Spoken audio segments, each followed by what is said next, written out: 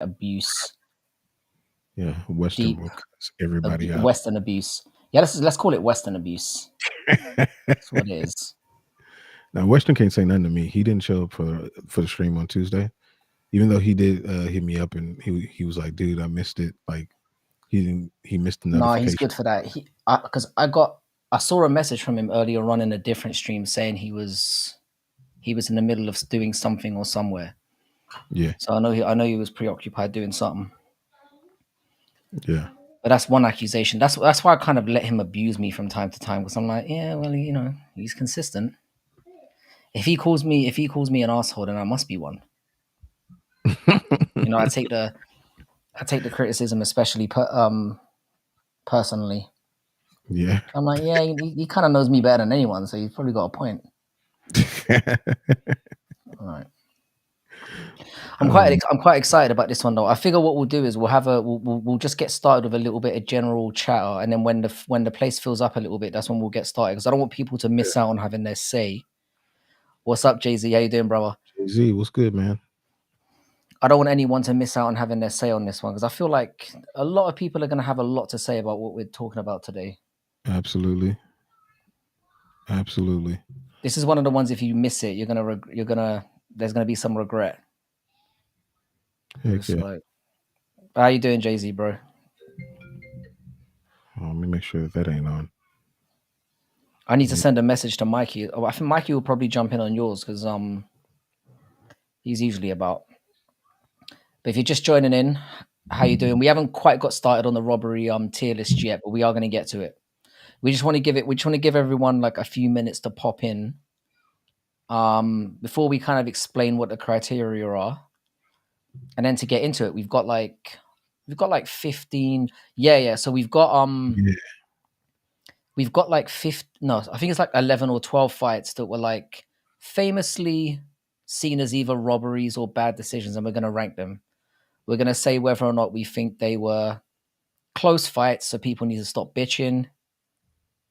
If they were bad decisions, where it's like, yeah, it's a bad decision, but like I can see a case for one or the other person, but the wrong person won. And then we got straight up robbery, where there's no way.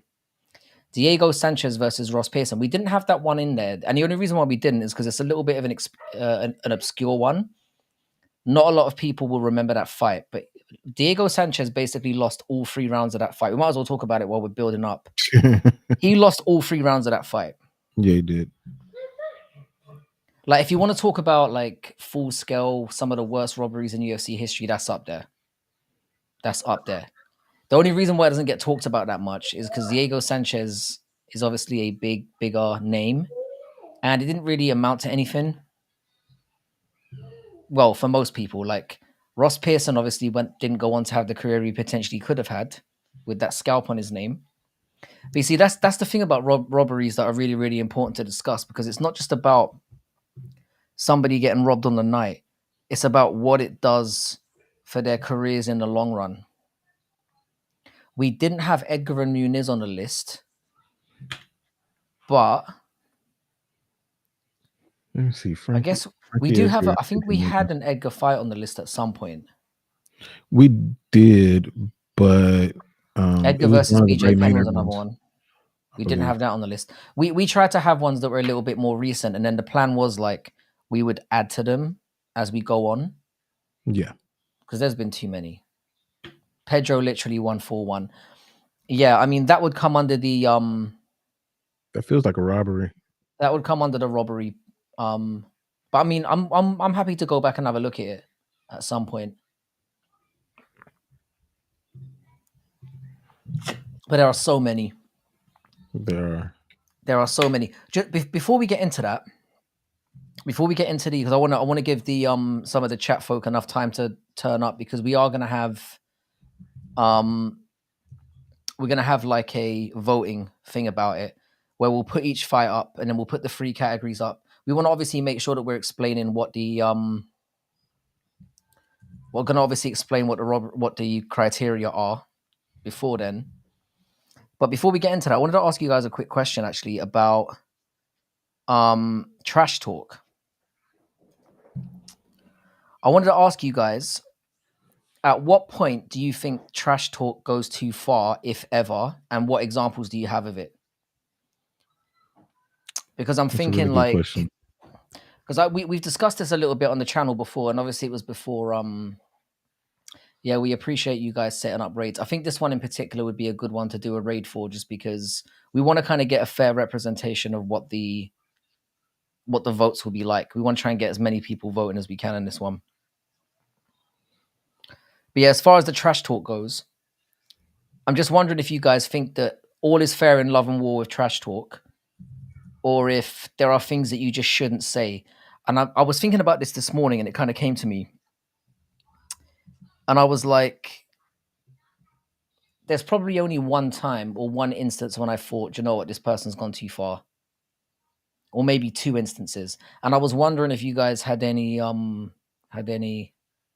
impressions I of, mean, of that. I know one off the top, and it's recent.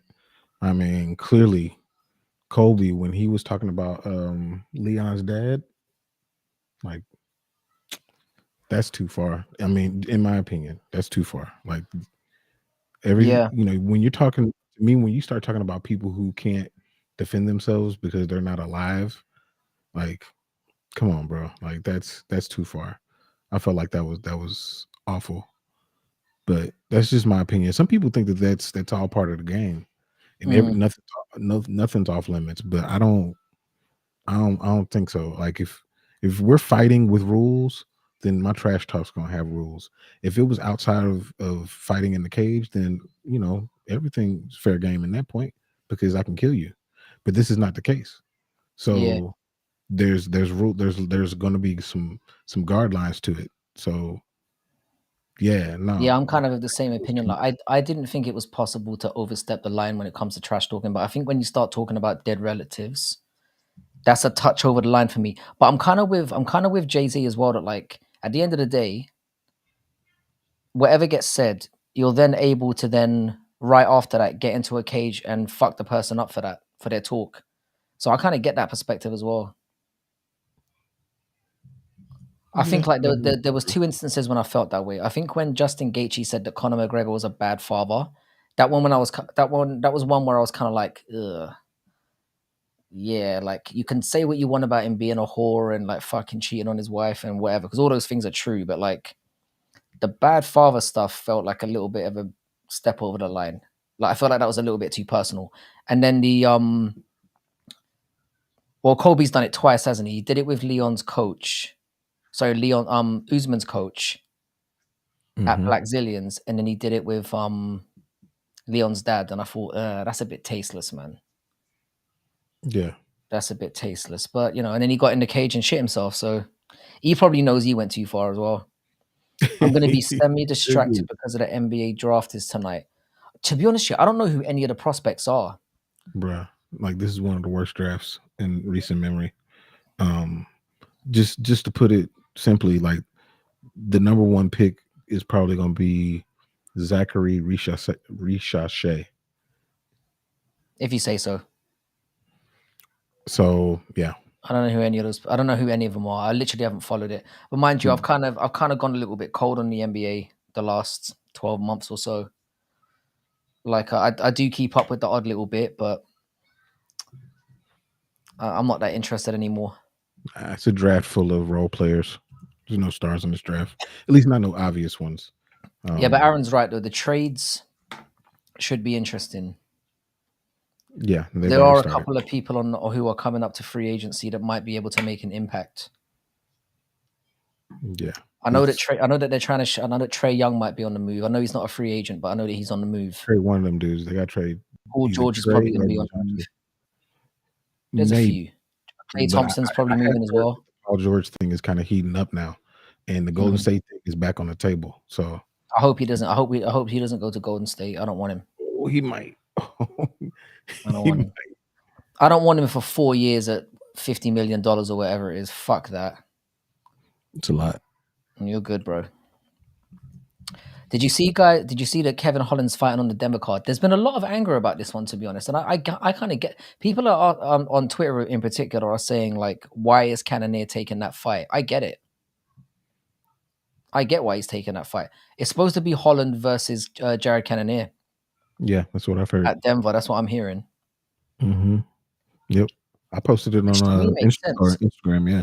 If anyone deserves a random jump up the rankings, even though they've only won one fight at middleweight recently, it's Kevin Holland. This is where continuing to take the short notice.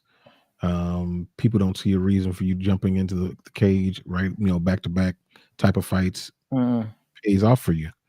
Now he's able to take opportunities like this. So this is them paying it back. The thing is, when I first heard the fight, I was thinking, yeah, that's a layup for Jared as well, but I'm not so sure. Like, Kevin Holland is very good. He is very good. Yeah. And we would, again, Aaron, I feel like this chat is becoming the hub for things that end up happening in the MMA world, because our tentacles are reaching everywhere, because we'll talk about it in here, and then people will bring it up with Brutally Honest MMA. They'll bring it up in ITP's chat. Mm-hmm. Do you know what I mean? And it just spreads like a cancer. We're like the cancer of MMA.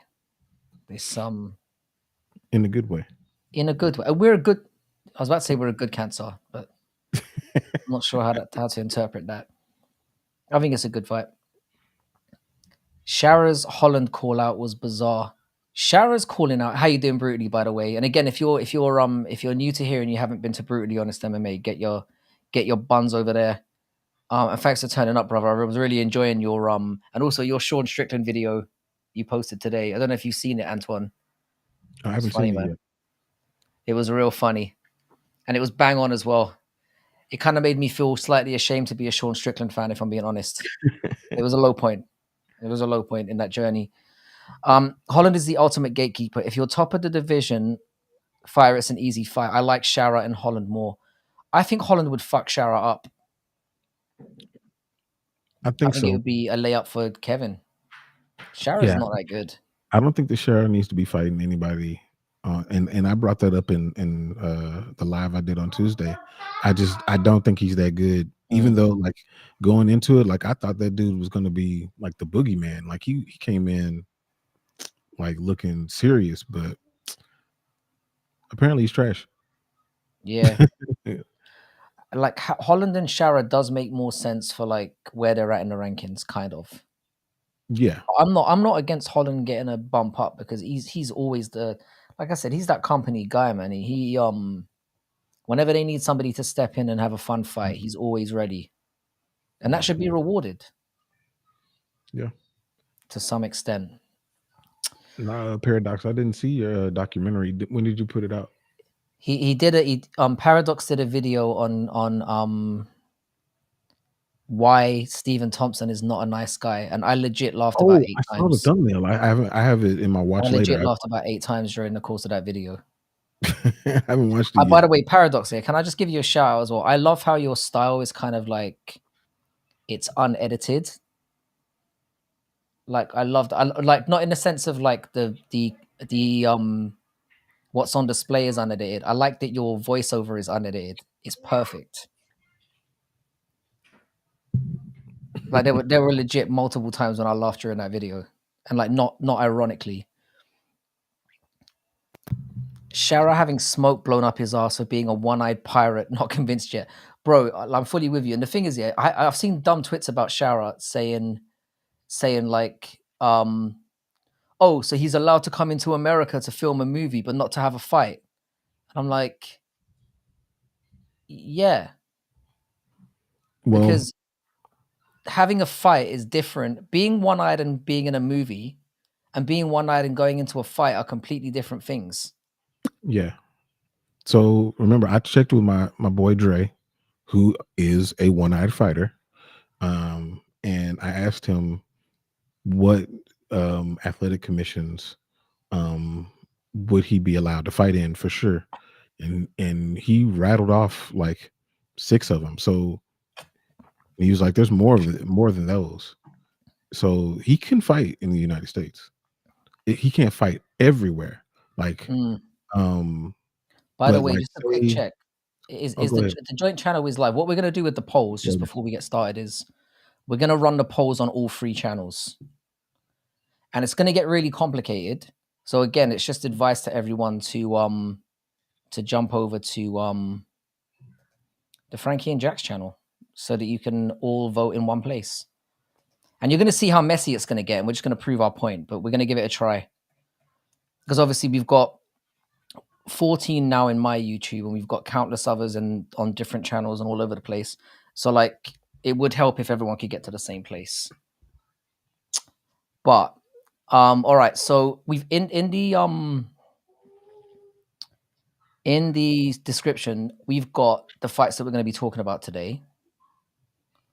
So the question is, which one are we going to talk about first? That is a great question. Yeah, bro, Paradox, the scannable QR code. Don't think we're too professional out here. The program kind of does it itself. I don't want you to think that I'm overly professional in this business. Paradox, we're unbelievably professional. It ain't that. It ain't that. That ain't the vibe. Okay, it is live. Sweet. So the Frankie and Jax channel is also live, but we are going to run polls on every channel. So what do you want to do for the first? What do you want to do for the first questionable robbery situation? I think maybe the easiest one would probably be the Strickland Duplessis one. All right, let's start with Strickland and Duplessis, because pretty new. I said I was going to get around to rewatching it, and I have. And do you know what we'll do first? Yeah, I'm going to throw up the poll first. Yeah. So it will be. So I'm going to show you exactly how this is going to work. And just before I tell you guys before you vote on it, if you could look at the bottom, I know it's a very obvious thing, but I'm just going to clarify again what each one means. So close fight would be either man could have won. So quit your bitching about it. Like either man could have won. Then you got a bad decision where your boy did get kind of robbed, but you can make a case for the winner actually winning the fight, the person who got their hand raised. And then the last one is a robbery, where it's like, this was basically a heist where like your boy got absolutely robbed and it derailed their career, and there's no way that they should have been on the receiving end of a loss. So that's how the 3 things are ranked. But we're going to leave it there at the bottom of the screen just so you guys are obviously fully clear on what we're doing. I'm going to remove this QR code because it's blocking our beautiful faces. Right, so the first poll is going to go up. We'll do Strickland versus Duplessis. And then we'll have close fight,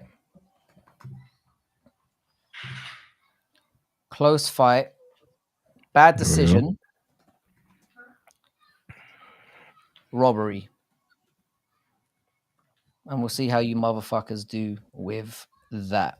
All right, so the poll is live on my channel. It's live on Frankie and Jax.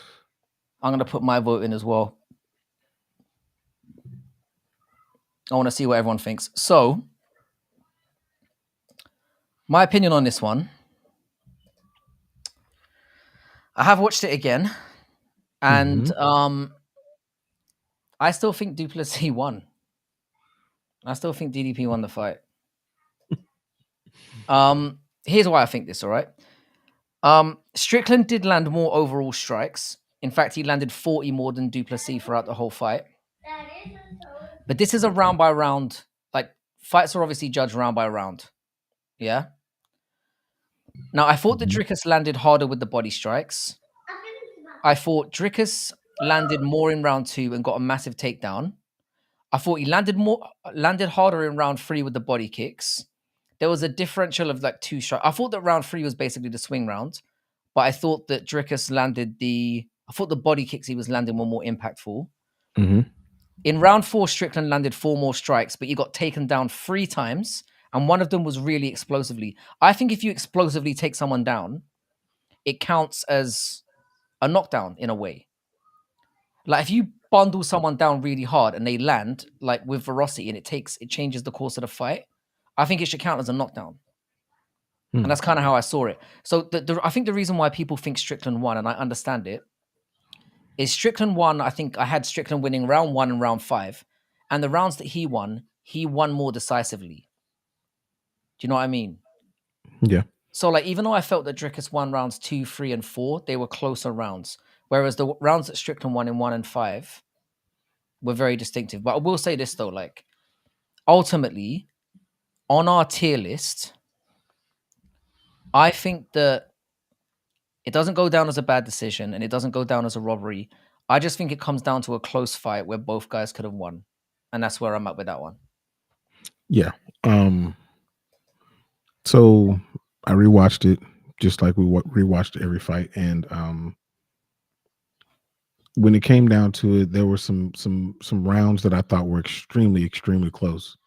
And I won't say who I think won because I'm making a whole video on this, and that'll make you not want to watch the video. But I do think that it wasn't a robbery, even though initially when I watched it in real time, I leaned towards Sean Strickland. And I think a lot of that just kind of had to do with a little bit of bias. And I kind of wanted to try to remove that in watching it this time. And I think that I did. However, I think that it could have gone either way. And I don't think that any decision that was made would have been bad. So I think it was just a close fight.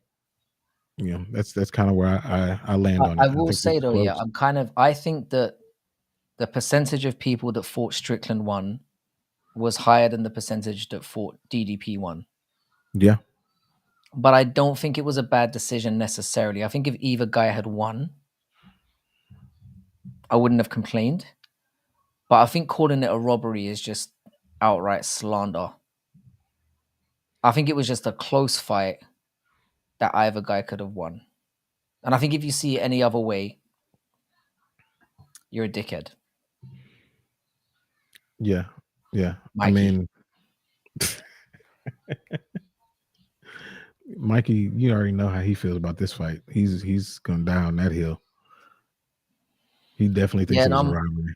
I'm with Plymouth. Like, I think it was literally the closest title fight we've seen in a very, very long time. Calling it a robbery is bananas. It's bananas. It's full bullshit there. I did what you asked, Mikey. I watched it again, and I'm even more convinced that Drickus won the fight.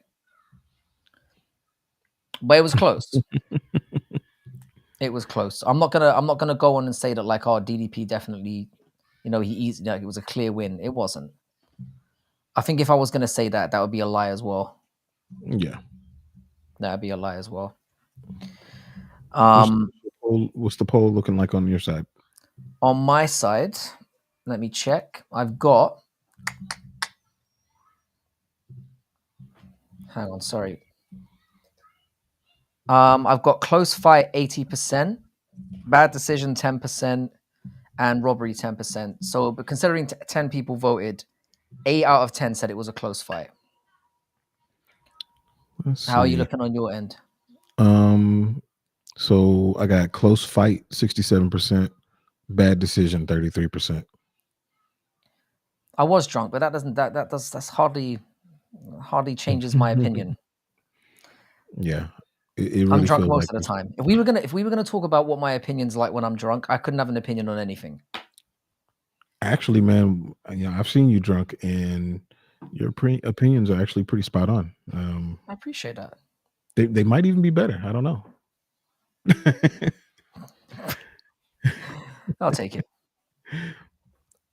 I'll take it. So I think as far as the so do you want to share the tier list, and I'll stick it up there, because I'll let you do this. I'll let you share. Hang on a second.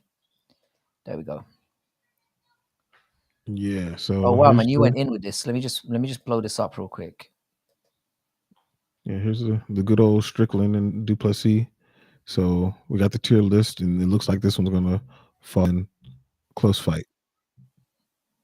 So you I think that's the different tiers. I think that's fair.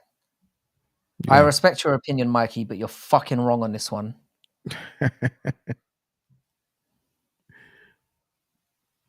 Oh yeah, Western said something interesting. He said if you go off of visible damage, it was a clear win for Sean. If you use hindsight armed with information that Sean was snowboarding days later while Drickus was in limp mode, Sean definitely won.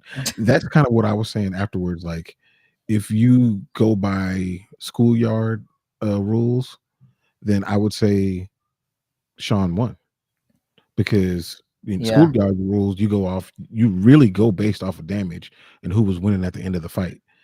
But by those same rules, Islam lost to Alexander Volkanovski, and we all Yes, know if you're that gonna have that opinion, you gotta be consistent. But also as well, I do think that Sean Strickland just heals better as well. Like, they both looked pretty hurt at the end of that fight. Like, both their eyes were busted up. I will concede though that Drickus looked way more fucked up. he did. He did. Hang on a second. I've got a spider the side of my hand crawling up the wall here. Give me a second. Oh, he's about to go Robert Whitaker mode over here. Don't run away. Yeah, Paradox. It is based on how a matter of how you score it, and based on the UFC's way of scoring things, they I mean, I say UFC. It's not really the UFC scores, but just based off of the rules that they set forth by the commission, I mean, I guess it's more of a toss up. Yeah, I think let me put it this way. Yeah, in if you when we're considering all the fights that we're going to talk about today, and we're going to get through a few, this fight definitely would rank. I think even if you fought Sean Strickland 1, you'd have to admit there's a case for DDP winning and a strong case for DDP winning. Calling it a robbery is bullshit. It's bullshit. Because you can objectively make a very strong case for how DDP won that fight. The explosive takedowns, the kicks he was landing to the midsection throughout the fight were doing some serious damage. And that's why I think that DDP was carrying more damage, because Strickland was basically spamming the jab for a lot of the fight. And I'm not saying jabs don't matter, but it's why he visibly looked more fucked up as well. I think there's a strong case you could make for DDP winning the fight, is what I'm saying. So you can't really call it a bad decision, but you definitely can't call it a robbery, in my opinion. It was a close fight. Yeah, that's kind of where I land on it. It seems like everybody's landing on that. So yeah, I mean, I've got 11 votes on mine, and yeah, it's very clearly people leaning on close fight. I'm at 82%, which means that of the 11, I think 8 people voted for close fight on my side. So that's pretty much a landslide. Are we doing Kool-Aid Man? I'm not sure if I've seen you in here before. Welcome. With the Daniel Cormier crying emoji, you are very clearly a hardcore. Yeah. So welcome to the gang. All right, what are we gonna do next? The first one to lay off in the chat. So it will be the fights that we stuck in the comment section, not the comment section, the description section. We've just done Strickland versus Duplessis. What do we reckon? We've only done one so far, Mikey. We were waiting for you to turn up. Do we have Volk versus Islam on the list? No, we didn't have that one on the list. We didn't have Volk versus Islam. I mean, I don't mind talking about it. But how about if you've got time, we'll stick that one on. There was a reason why we didn't put that on, and I can't remember what it was. We had a good reason for not putting it on. Because I think it's a fairly conclusive one in that most people would say it was a close fight that Makhachev clearly won 3-2. So it wasn't really a robbery. I don't think anyone would call that a robbery. Nah, not. But we can talk about it. I don't mind. I don't mind having a quick chatter about it. If you really feel inclined. Let me take down this comment. Hang on, we're kind of blocking each other's flow here.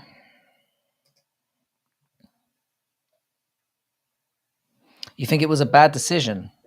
Maybe we should talk about it then. Should have been Volk in Australia. I don't know, man. I'm a big Volk fan, and I mean, I could not have been further on his balls than I was at that time. I wanted him to win so badly, and I don't think he did. I think he did a lot better than I was. Like I said that he was going to win a close decision, but I said that publicly, but I didn't really mean it. I was like, if he does well to get to the end of the 5 rounds, I'll be very satisfied. And to say that Volk won 2 rounds, I was very happy. Go back and watch it on mute. Islam won the fight. I think Volk won, but I'm a certified Dagestani hater, so my opinion is dismissed. See, I have the same problem. I'm a Dagestani hater as well, and I was like, yeah, Islam won, and I couldn't have been more further split on my how I felt about both fighters, and even I was like, yeah, Islam's won that 3-2. It was one of those fights where, I mean, I went into it obviously wanting Volk to win, but when it got to the end and they were about to read the decision, I would have accepted either way, because I think it was round 2 that could have gone one way or the other, and I was okay with it regardless. But it's just the way that it ended. It gave you the feeling that Volkanovski should have won. And when you're watching it live and not, and you're in the feeling of it, you're kind of riding a roller coaster, and wherever that roller coaster ends, that's kind of how you feel going into the decision. When in reality, that's not. I mean, there's another fight like that. When Valentina Shevchenko fought Amanda Nunes, the first time, like, she won that last round emphatically, and people were like, "Oh, well, Valentina won." Well, if you look at the fight, not really. Do you But mean when like Nate Diaz beat up Leon Edwards for about 12 seconds and got his yeah, ass kicked for exactly. like 23 minutes and 40 seconds, and they were like, "Yeah, man, Nate Diaz should have won that fight." Yeah, it's like, That's no, not really how it works. it's not how it works. It's not how it works. And that's not how it works at all. But yeah, I mean, I get that the scoring criteria is a problem, and it has been a problem for a while. And I think we still don't have like full clarity on who wins fights. But that one for me, regardless of whether it was like before damage based scoring or after, I felt like Islam probably would have won that fight in both eras. Like I don't have anything too much against that. We can go back and really get into that one a little bit later. So what are we gonna do for the next one? If you have a look so let me just clarify what we've got here. We've got the first one to throw it up gets to choose. So we've got Kattar and Emmett. We've got Kai Kara France and Albazi. We've got John Jones and Dominick Reyes. We've got Conor McGregor and Nate Diaz 2. We've got Usman versus Chimaev. We've got GSP and Johnny Hendricks. We've got John Jones again against Alexander Gustaffson 1. Cory Sandhagen and Chito Vera. Now that's on there for a very specific reason. We've got Zhang Weili and Joanna Jędrzejczyk, the first fight, obviously. We've got Izzy and Rob 2. And as a little bit of a Riot insider, we've also got Gleison, Tibau, and Khabib Nurmagomedov. So it's down to you guys. What do you reckon we should have next? Okay, Frankie is a clear glapper. I don't like that you're insinuating that I like fingering male bumholes again. I don't like you bringing that up. All right, so who we gonna have first? Who was the first? It works like that in one, but I think one scores fights properly without that 10-point mud system. There's flaws to that system as well. Yan and O'Malley. Yan and O'Malley was one we should have put on there as well, to be fair. We should have put that on there. I don't know how that one slipped my mind. I mean, some of these are just going to be blatantly quicker than others. Yeah. We'll do Kattar versus Emmett first because Aaron was the first one to get in there. Okay. So I'll throw the poll up first. 1 second. Let's see. Kattar versus Emmett. And we'll go for close fight, bad decision, and then we'll go for robbery. All right, so the poll has begun. Right. I have a few thoughts about this one. This for me was like a career-altering bank heist for Calvin Kattar, in my opinion. If you're somebody who's like a stats person and you look at this kind of purely for how many significant strikes were round for round, it's still, even if you're doing it that way, so if you look at every round and you say, all right, who got the most significant strikes? Because this was mostly a purely standing fight. You would still have to give it to Kattar 3-2. Throughout the fight, though, and if you actually look at where the strikes were landed, Kattar actually landed 51 more strikes to Emmett's fucking melon than he did the other way around. Now, there are many top-level fights where people don't land 51 strikes to the head for the entire fight. So for one fighter to land 51 more significant strikes to someone's head than their opponent should be a very clear indication of where this fight went. Now, I've watched it again today. I watched it again this morning when I was preparing for this. I gave Emmett 1 round, and that was the 3rd round, and that was literally it. And I was kind of trying to be as generous as I could be because I don't even think he won that round. Round 2, he did land more according to the stats, but Kattar landed on his face 22 times compared to 7. So for me, that's a wash. There were no knockdowns in the fight, so it was kind of a war in that sense. You can say it was maybe a close fight because there were no knockdowns. But what makes it more of a bona fide robbery to me, rather than a bad decision, is Kattar had basically just fraud checked Chikadze. And if he'd got the rightful win against Emmett that he should have got, he would have got a title shot. So instead he loses, then he gets bundled in there with Allen, where he gets injured and doesn't fight for 18 months, and he hasn't won a fight since. So it was a robbery that led to a total derailing of his career. Mm-hmm. So for me, it's a fucking bank heist and a terrible robbery. I had Kattar winning that fight for 4 rounds to 1, and you could make a case for 5 zip. Yeah.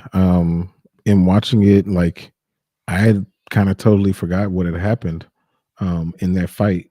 I just kind of had that feeling of I thought that Calvin won, but in watching it, I was like, oh, I'm for sure Calvin won this fight. And like you said, everything that kind of flowed out of that afterwards, like he hasn't been the same since. Like it's been awful for him. And I feel like he lost out on a title shot that he could have gotten, and it ain't coming based on what we just saw with him against Aljamain Sterling. They figured him out. So it totally derailed his career. He's not going to get the title shot that he could have gotten. It's a heist. Yeah, I'm kind of with that as well, and the voting seems to be going that way. I mean, it was a disgraceful robbery. Like this is where you get. The thing is, yeah. I did watch it earlier. Kattar did get a knockdown. I think it was in the 4th, and for some reason, I don't know why this has been happening lately. It wasn't classified as a knockdown, and that only adds to it. Calvin Kattar beat him up for the majority of that fight. Yeah, like you should if you go back and watch the fight and just jump in at any point and just look at Emmett's face. Like his face looked awful. Yeah. Awful. I don't know how you give that I don't know how in any universe you give that to Emmett. And again, I think it was another one of those nights where I had Kattar on a parlay. And I was literally just like, I'm like, there's no way. I was counting my money and I remember just raging. It's one of those that the thing is, yeah, and I do want to clarify this while we're talking about it, yeah. People talk about robberies all the time. Like they seem to think that there's a robbery. Like the word robbery gets thrown around what seems like every fucking week these days. Too much. The truth is, yeah, there aren't that many blatant robberies like that in MMA. where somebody wins 3 rounds or wins 5 rounds, like, and then they get robbed. It doesn't happen that often. There are loads and loads of bad decisions, but for me, there's not that many robberies. This, for me, qualifies as a robbery. If you win 4 rounds at least, and then you look at your opponent and you think, there's no fucking way, if you have eyeballs in your skull, that you can score it for this person and then they win, that is what constitutes as a robbery. Where you can make no case whatsoever for one person winning. Because that's what a robbery is to me. Oh, they gave him fight of the night. That was really nice of them. I mean, that doesn't mean anything when you've taken away a title shot from a person. Nah, it's a disgrace. As a consolation, perhaps. I mean, they had to give a fight of the night because first of all, it was the main event. And it was a war of, but it was like, you can have a war with somebody and one side is clearly winning that war. Like Emmett got fucked up in that fight. Can we do Khamzat versus Usman next? We absolutely can. For sure. So are we happy? I don't think anyone objects to sticking this fight into robbery. Because I've got in my poll, I've got 11 votes and I've got 64% robbery. I don't mind a couple people sticking this into bad decision. But even that I think is borderline insanity. This was never a close fight. Horrible. Oh, okay. Ted's got a strong take on this Usman Chimaev fight. Chimaev. I'm curious. Very curious. All right. So we'll throw up Usman and Chimaev into the I'm gonna end the poll on my side. Thanks for all of you guys who are contributing, by the way. Let's go. So we'll do Usman. I've got a pretty interesting take on this one as well, to be honest. So I'm gonna go close fight. Robbery. Sorry, close fight. Bad decision. I wish there was a way of making this faster. Fucking hell. Robbery. Sorry guys if I'm gotta talk to the YouTube people about this. And you have to do it too, yeah. Should be able to like just copy and paste it. You know what I'm saying? I have an opinion after watching it once. I think this is. Oh, you think Khamzat won 30-26? Wow.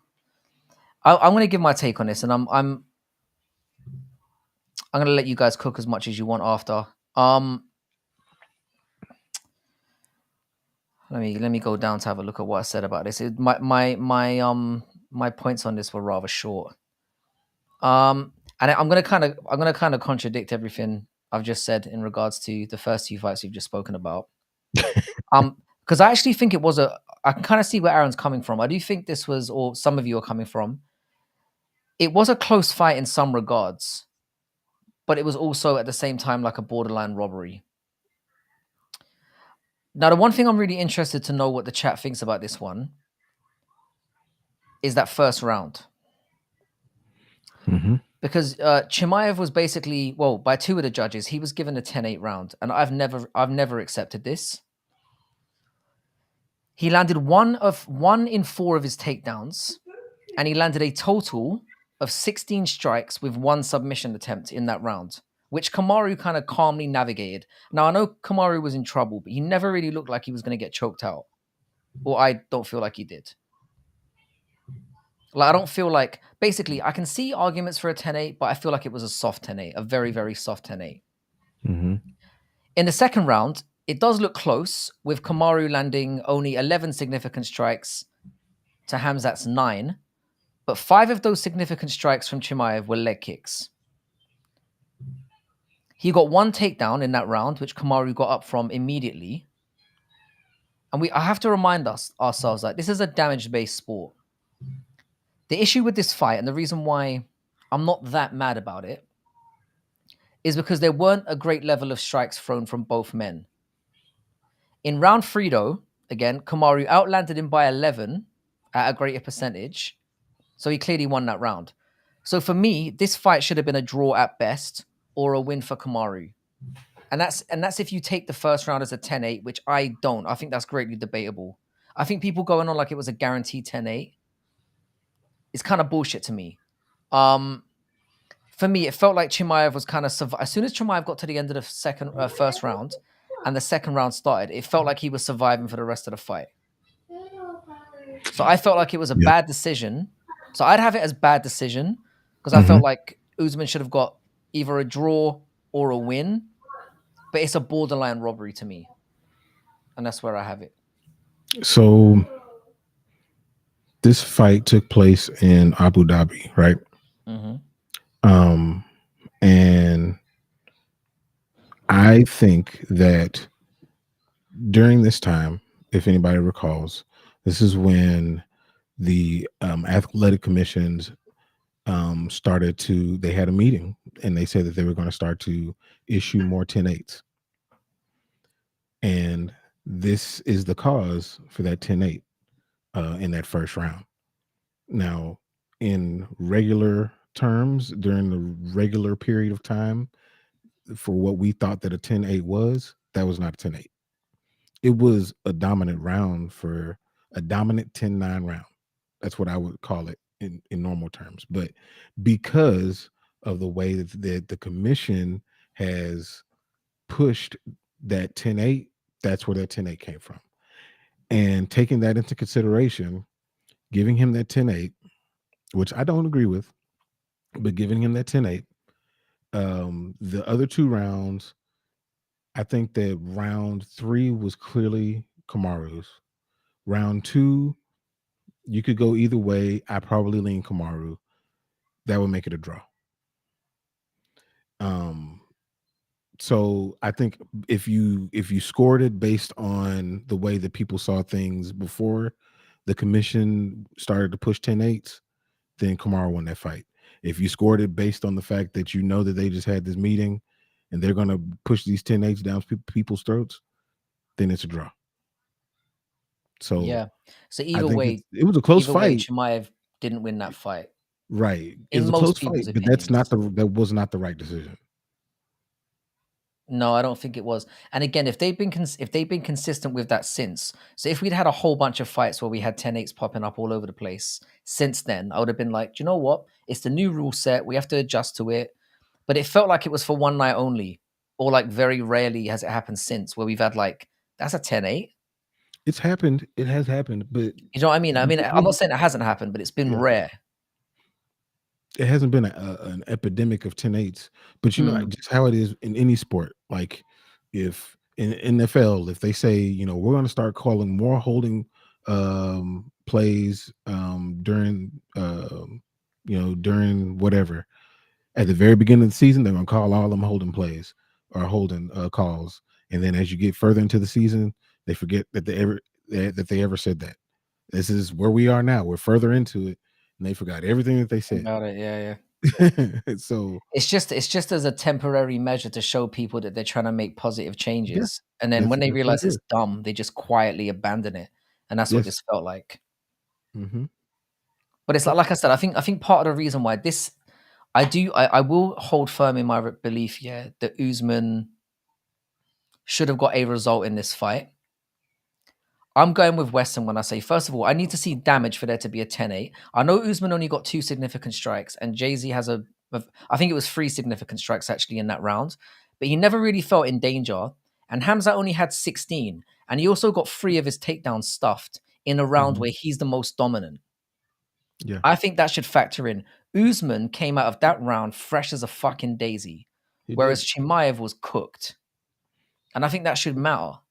And I said, even if you give that to him as a 10-8, which I think is sketchy, it's very difficult to give him round 2, and you definitely can't give him round 3. Yeah, for sure. So Aaron, I agree with your takes in a lot of instances, but him winning, what is it, 30-26 is like, I don't see that, bro. Yeah, that's bizarre, because if he won 30-26, He would have had And to have 10-8'd the first round yeah, and then won round 2 and 3. that's Bro, asking a lot. he I don't think definitely that's didn't what win round happened. 3. That's There's no asking a way you lot. can give him round 3, but it ain't a And 10-8. to It ain't Western's that point first about round to me needing weren't a 10-8. to Western's point about needing damage for a 10-8, I don't necessarily need damage. I need danger. That's Like what I you need. could be, the fight Danger. could be over. Yeah. The thing is, I do think Tats has taken an L on this one, but this is a rare L because he doesn't usually No, he's nowhere throw on up point. L's like that. I just disagree with this one. I disagree But with this opinion. So this ain't me ragging on you, bro. It's just I find that hard to. So to go to the poll,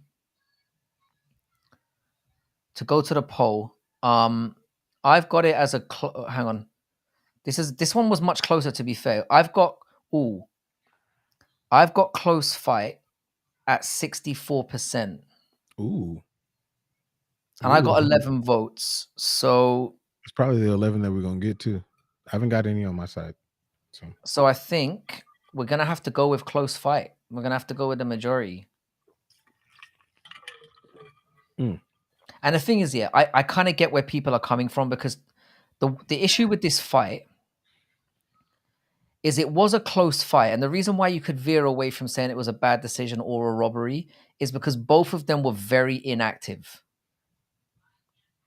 Like Usman landed, I think it was 11 significant strikes in the second round, and Chimaev landed 9. In the first round, Usman landed 3, and Chimaev landed, I think it was 16. Not Yeah. a lot of strikes were thrown in that fight. So you could say, all right, the decision was wrong, but it was very easy to get wrong because they both didn't do enough.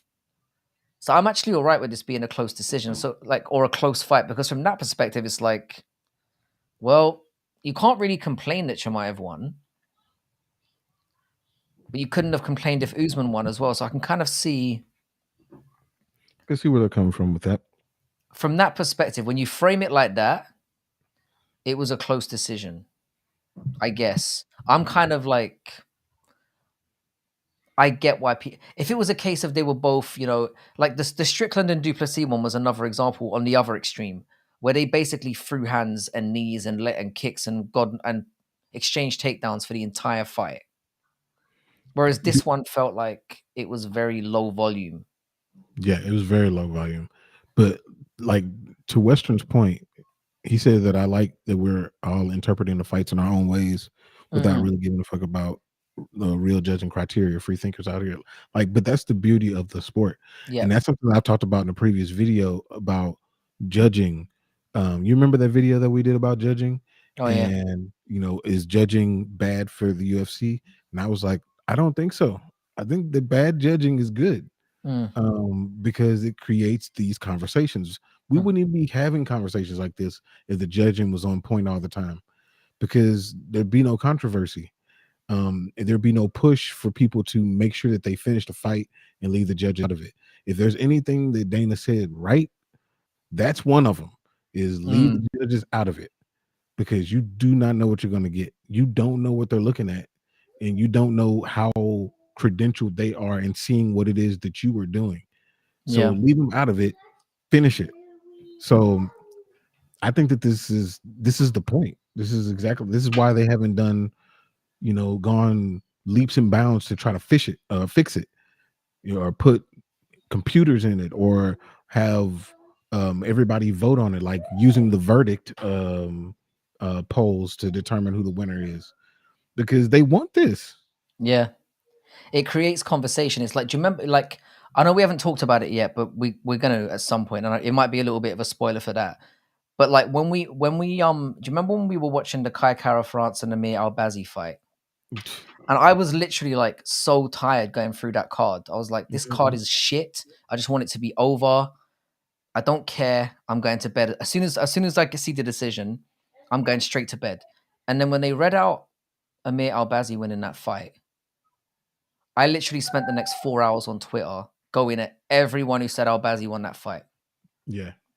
And I think everyone else did as well. I think everyone jumped on immediately, and they wanted to get their voices heard about how they felt about that. Yep. I mean, and that's the conversation that they want us to have right there is on these, especially on fights that aren't with big names like the Kattar France and Amir Albazi. Nobody knows who Amir Albazi is, and only a couple of more people know who Kattar France are, and they're probably related to him. So, like, for a fight that nobody really cared about, we're still talking about it. We're still talking about it. I'm still angry about it, and I don't even like Kai France. I like him as a fighter to some extent. I think he's a weird guy. But yeah, we might as well have a quick conversation about that one. That was one of the clearest. That's one of the worst robberies in the sport for me. This one, and I'm not going to go too far into it because I've mentioned about how angry it made me and how I headed. But if you look at it from any metric, yeah, Kai France landed double the significant strikes and attempted double the strikes that Albazi did, right? Kai France landed 2 out of 2 takedowns. And Albazi landed 1 in 9.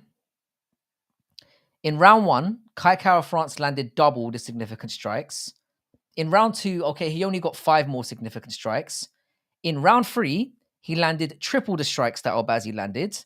If that's not stark enough for you, in the 4th round, he landed 5 times what Albazi landed. And again, he doubled him in round 5. Albazi landed 11% of his takedowns.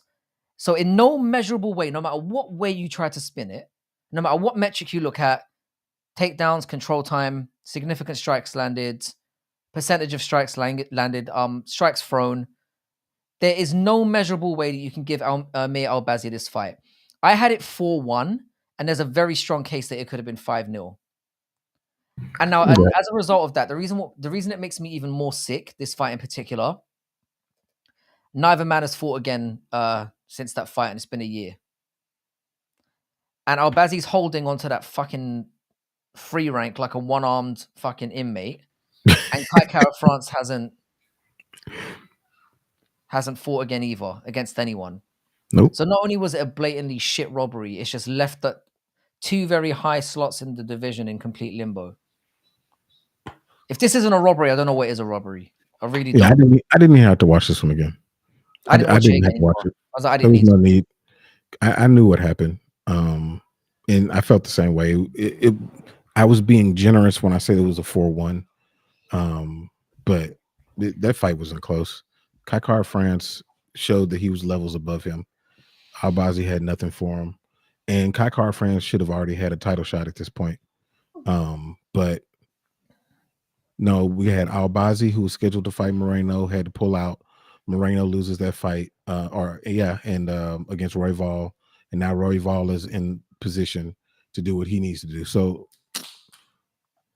I don't know what y'all gonna think. I mean, we haven't thrown up the poll yet, but like, no, I don't think we really need to. I'm being real. I don't mean to be a cunt here, yeah, but like, I'm not wasting my time typing that in for 10 seconds when we all know how dumb it was. And the thing is, yeah, like Western, that card was so dog shit.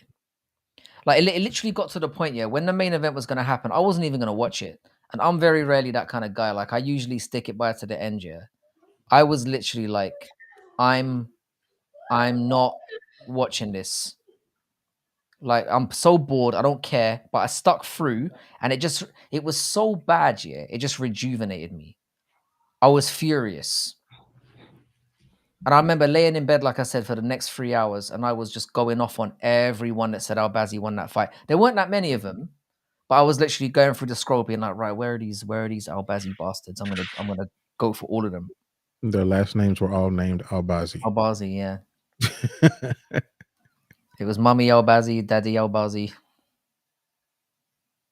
They were all up in the. It's one of the worst robberies I've ever seen. Like if you want to show somebody how to define what a robbery is, that's the one. That's the one we always use as an example. There's no like I said, there's no measurable way you can say he won that fight. Like there have been loads of fights in the past where I've been like, it was bad, and we're gonna get to some of them. There are some fights on this list here that people see universally as robberies that I don't think apply. But this is not one of them. This was awful, and it's left the division fucked up. All right, so we'll stick a fork in that one. What do you guys want to do next? What's next up? I'll throw whichever one you guys mentioned first. So just to clarify, let me have a look at what we've put up. We've done Strickland DDP. We've done Kattar and Emmett. We've done Kattar, France, and Albazi. We've got John Jones and Dominick Reyes. McGregor versus Diaz 2. We've done Usman versus Chimaev. We've got GSP and Hendricks. John Jones and Alexander Gustaffson 1. Cory, Sandhagen, and Chito Vera. Weili and Joanna Jędrzejczyk 1. Izzy versus Rob 2. And Gleison Tibau versus Khabib. All right, so Aaron slipped in there with Sandhagen versus Chito. I think we can talk about that. Yeah. And we can talk about Joel Alvarez versus Elvis Brenner at some point as well, because it didn't get into the list, but we can definitely add that to the second one. Oh, so you want to do Robin Izzy too? All right, so we've got Jay-Z and Aaron were the first in them. Because Aaron's vetoing himself, we'll talk about Robert Whittaker and Izzy too. So let's throw up a poll first. So we've got we're gonna make it very, because obviously we're not talking about the first fight. That was Whittaker. That was not a robbery. That was not a robbery. No. But I am gonna clarify that it is 2. So we've got close fight, bad decision, and a robbery. All right, there we go. I'm gonna stick my vote in because even though I'm moderating this, I feel like I should have my ridiculous say. Okay. Jay-Z saying robbery. I'm kind of hang on a second. My ESPN app is just. I'm surprised. Oh, NBA draft starts now. Oh, Stephen A's hosting it. I definitely ain't watching that shit.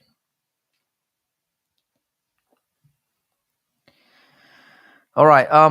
So my thoughts on Whittaker and Izzy. Accidental click on robbery. Mikey did. Hang on a sec. Because I do have a fair amount to say about this one as well. Do you want to go first on what you think of this one? Or I can go first. I don't mind. So I watched it, and first of all, it made me forget, or it reminded me of how good Israel's footwork is when he's fighting somebody that he doesn't fear, their one punch knockout power. Like, I feel like, I mean, not that he feared that against Sean Strickland. He was just stupid against that one. But when he fought Alex Pereira, everything was just, he was just trotting backwards. With Robert, like, he didn't fear anything coming back from him, and he was always on the front foot. So that was impressive. He had a knockdown early on in the fight, but it didn't deter Robert Whittaker during that fight, which was very different from what happened in the first fight. That being said, at no point did I think that Robert Whittaker was going to win the fight. I thought it was a close fight. I thought it was a very close fight. And I thought that he did some really, really good things in the fight. But I didn't think that he was winning the fight. And I think that I could see where people could give him certain rounds and things of that nature. But I just think it was just a close fight. I think it was a close fight. I still gave it to Izzy, but it was just a close fight. Definitely wasn't a robbery. Definitely wasn't that. And I don't see it was. I think that it was the right decision. I just think it was close. All right. I've got a different take.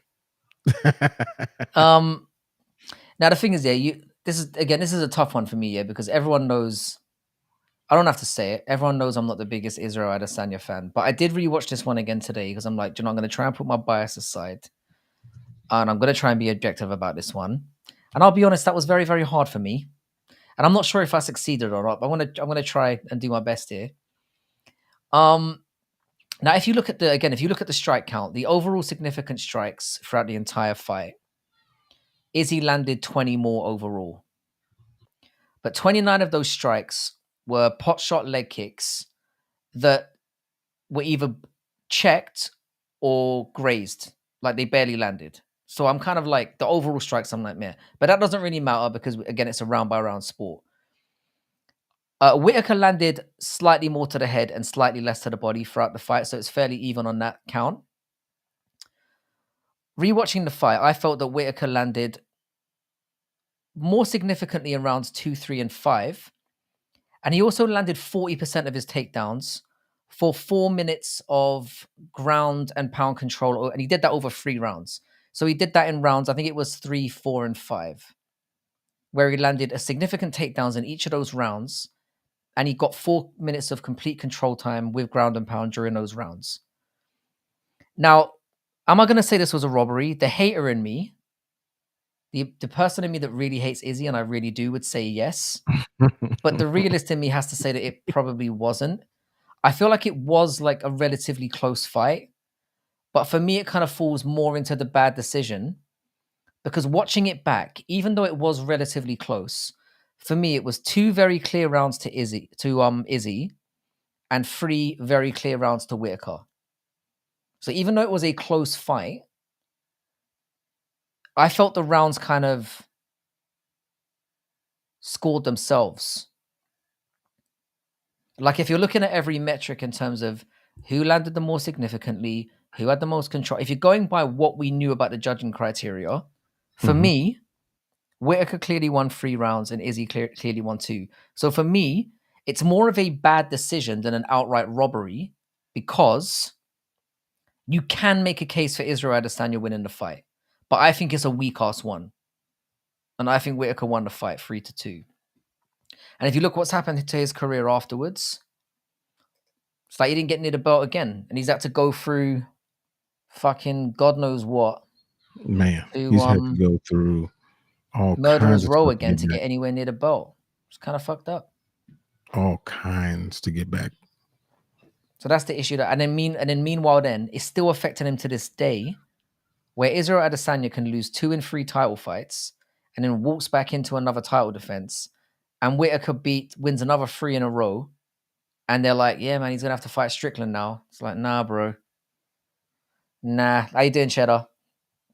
So that's where I stand on it. I'm like, I feel like this was not a robbery. It was a bad decision. How you doing, Machua? It's not fucked up to go through Murderer's Row. But that's what I'm saying. Like, he doesn't deserve to get that treatment after what a fight that he arguably should have won. And now he's still not going to get a title shot, despite fighting 3 times since Israel Adesanya's been, playing with his dog's fucking balls for the last 9 months. And that's where I'm at with that. So how are we doing in the votes? Because we're gonna have to put this somewhere. All right, I've got 13 votes, and only 8% of people said it was a close fight. I've got 31% of people saying it was an outright robbery, and I've got 62% saying it was a bad decision. So unless you can veto me on this one, he's gonna have to go in bad decision, the prick. So I got a couple of people that are saying it's a close fight. So how many would you say you've got? Because we can solve this right now. It's just 2. It's just 2. So I've got like hang on. So 13 votes, 62%. So I've got, I think, 8 people or 9 people saying it was a bad decision, or, well, I've got literally 1 person in my 13 saying it was either that it was a close fight. So even if you throw your 2 on,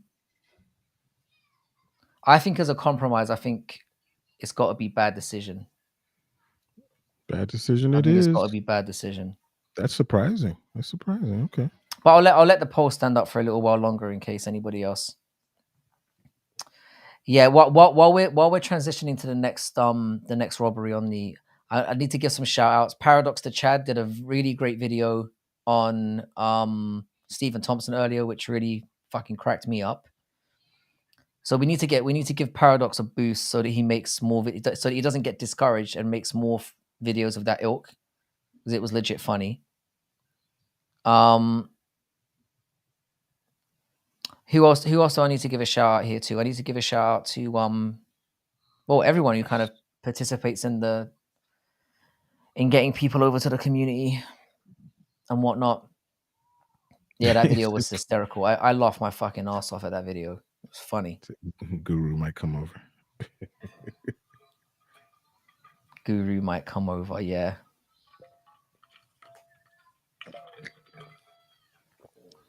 I definitely might have a few choice words if I ever bump into him. We need to make sure we get big enough so I can just I can go at him and he might actually listen this time. Rather than just be like peon and just brush me to the side. Which, to be fair, he's kind of got a point.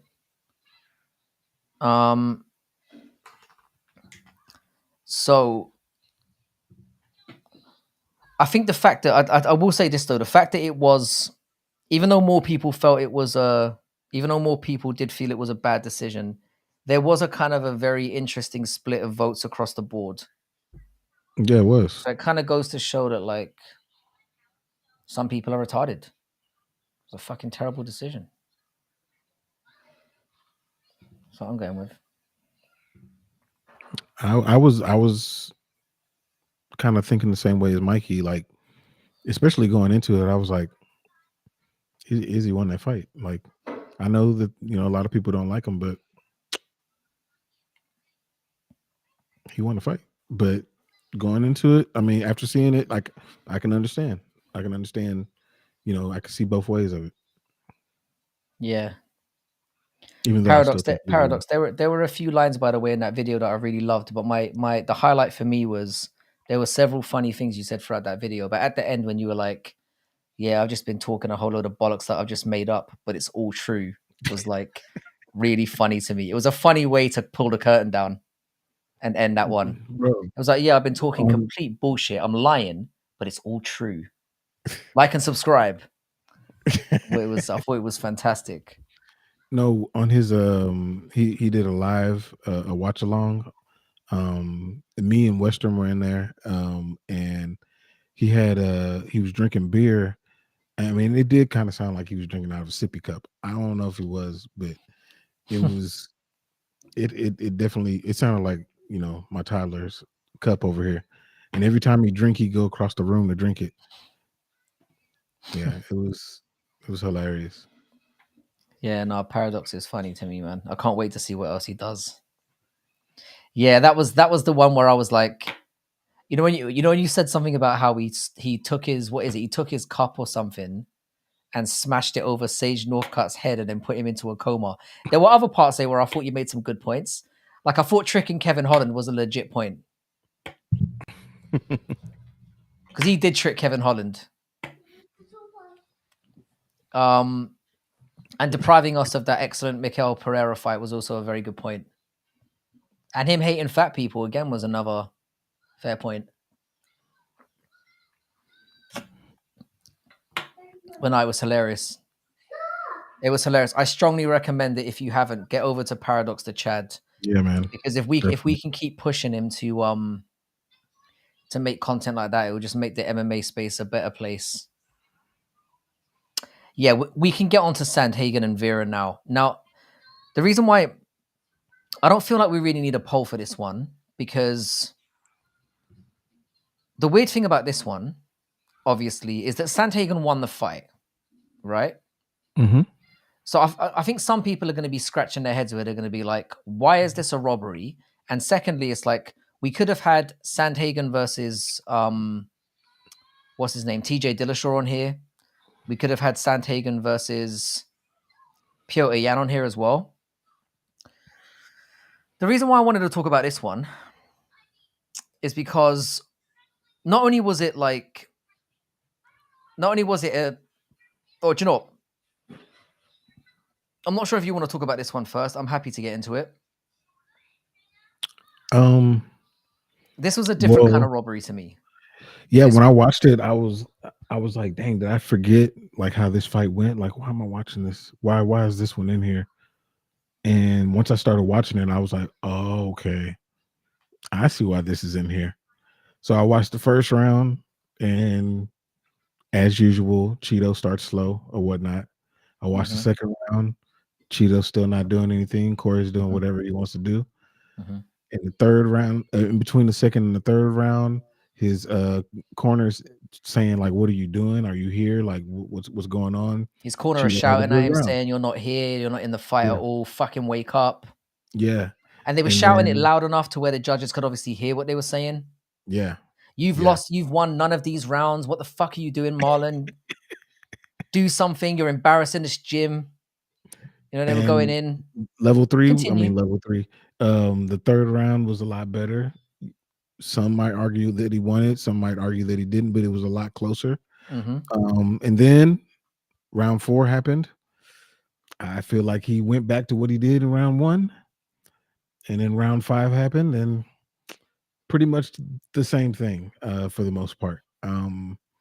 You could arguably give him the third round. I think it was a toss-up. So at best, I think it was 4-1. However, the scorecards were very different. Cory Sandhagen won that fight via split decision. That's a bad decision. It's a bad decision that could have destroyed Cory Sandhagen's career. I don't think that, like, it wasn't a robbery. Obviously, the right person won. It was not a close fight. That's a terrible decision. Awful. Yeah. This is another situation where it's like, whatever metric you look at. Now we could just walk away from this and say, oh, you know, Cory won the fight, so let's move on. Nah, mate, fuck you. We're not doing that. We're talking about this because this was literally a 25-minute beatdown. It would be like if it was very similar to if, you know, when Vera fought Sean O'Malley. If they'd given Vera a split decision, it would have almost been as bad. Yeah. It's every metric you can go to. Significant strikes landed, accuracy of strikes. He landed more to the head, body, and legs. He had more control time. He had 7 minutes and 8 seconds of control time compared to 9 seconds that Marlon Vera had. He outstruck and controlled him in every single round. Anything other than a 50-45 in this fight is ridiculous. And as we said, a judge gave this to Vera. So, and the thing is, I love Marlon Vera. I do. But he got fucked up in every measurable way. And for me, the reason why I'd have it as a robbery rather than a bad decision is because it kind of led to Vera getting a title shot. And for dumb fucks that didn't watch the fight, and there are many of them out there, they're going to see this fight on Tapology or whatever, and they're going to see that it's a split decision, and they're going to think, oh yeah, like Marlon Vera had a close fight with Cory Sandhagen, which is categorically untrue. He fucked him up for 5 rounds. I'm willing to go 4-1. But that is like, yeah. And the reason why it's a robbery is because it diminishes a really great win that Cory Sandhagen had.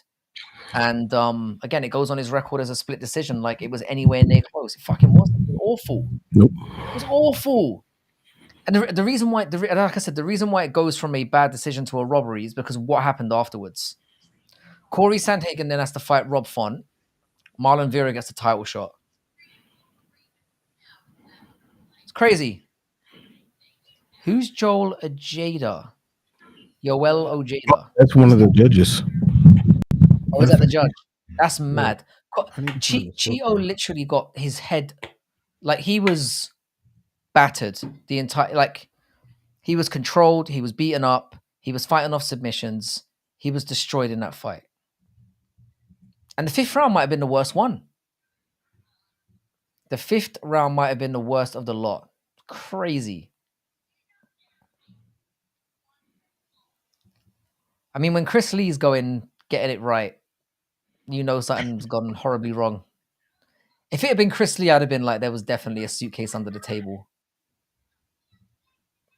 Appreciate that, Tats. You're the man, bro. So yeah, the reason why I didn't really want to do a poll for this one is because, and obviously in terms of it's not really a robbery in the conventional sense, but the reason why I felt like we needed to include this fight is because it's one of the first times when I've seen the right fighter win the fight, and me feeling like, God damn, they robbed that man. Yeah. They stole something from Cory Sandhagen that night. That's what it felt like. So I pulled up the scorecard. If you want to look at it. Yeah, if you're gonna do bad MMA aftermath, that's a fair point, Weston. But the thing is, somebody had to win that fight. And to be fair, they gave Strickland a very winnable fight. If he goes on and doesn't get anything after beating Paulo Costa and they make him fight Whitaker, then you've got a very strong case for like bad MMA aftermath. Because I think that factors in. I think that factors into a robbery. I really do. I really do. And we're verging on that. We're definitely verging on that. Purple shorts are official. Ian Gary is wearing. He's the thing is, yeah, BBL Gary. He's asking for it at this point, isn't he? He's. Let's pull this up. I'm biting. I'm fucking biting. You got me. Wait a minute. Let's pull up these fruity shorts. Let's do it. Where are they? For some reason I can't see them.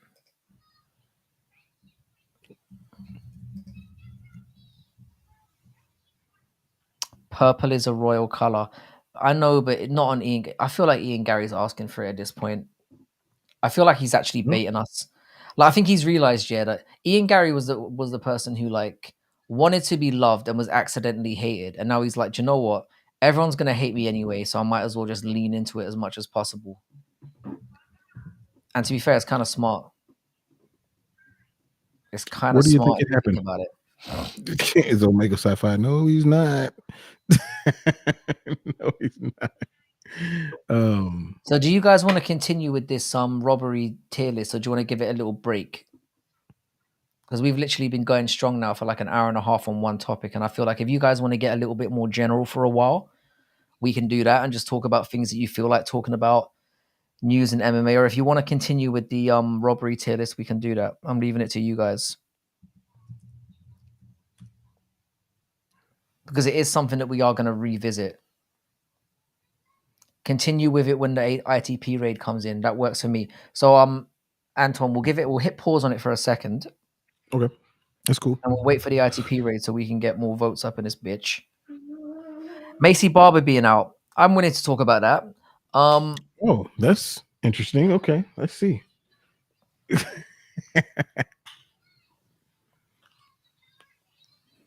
Here's the deal. Let's all get in one chat. Yeah, that would be fucking brilliant. If we could get everyone over at Frankie and Jax, that would be great, because we are going to eventually migrate these kind of videos. Like when it's going to be Frankie and Jax on, it's going to be us two only on that channel in a couple of months. Whereas I'm only doing going to be doing stuff, with me and phone-ins and stuff on this channel or on my main channel. So whenever I appear with Jax, starting in the next couple of months from now, it's just going to be over there. I want to talk about Reyes versus Jones. We can definitely talk about that when we get the raid coming in. That's the first fight we'll talk about. Yeah, I'm willing to go. Mikey deserves to have some say. Close the other streams by now. Yeah. So as far as Macy Barber goes, I know Tracy Cortez has taken that fight. I didn't care about It will surprise you to hear that I didn't care about Rose and Macy Barber whatsoever. So I didn't really care when it was cancelled. And for me, the fact that we're getting Tracy Cortez, who has Bunda, I'm kind of happy with the replacement. And I'm just going to leave it because I think Macy Barber is hideous. And if we're going to have a fucking female fight that we're forced to endure as a main event, she might as well have cake. So I, for one, am happy with this. And that's all I've got to say about it. I'm happy about it. Just to see, like obviously, I think the Rose should, in the same fashion that not the same way, but in the same way that I thought that Rob was going to beat Ikram, I think that Rose should beat Tracy. I'm not saying it's going to be a first round knockout, but I think that she should win, convincingly.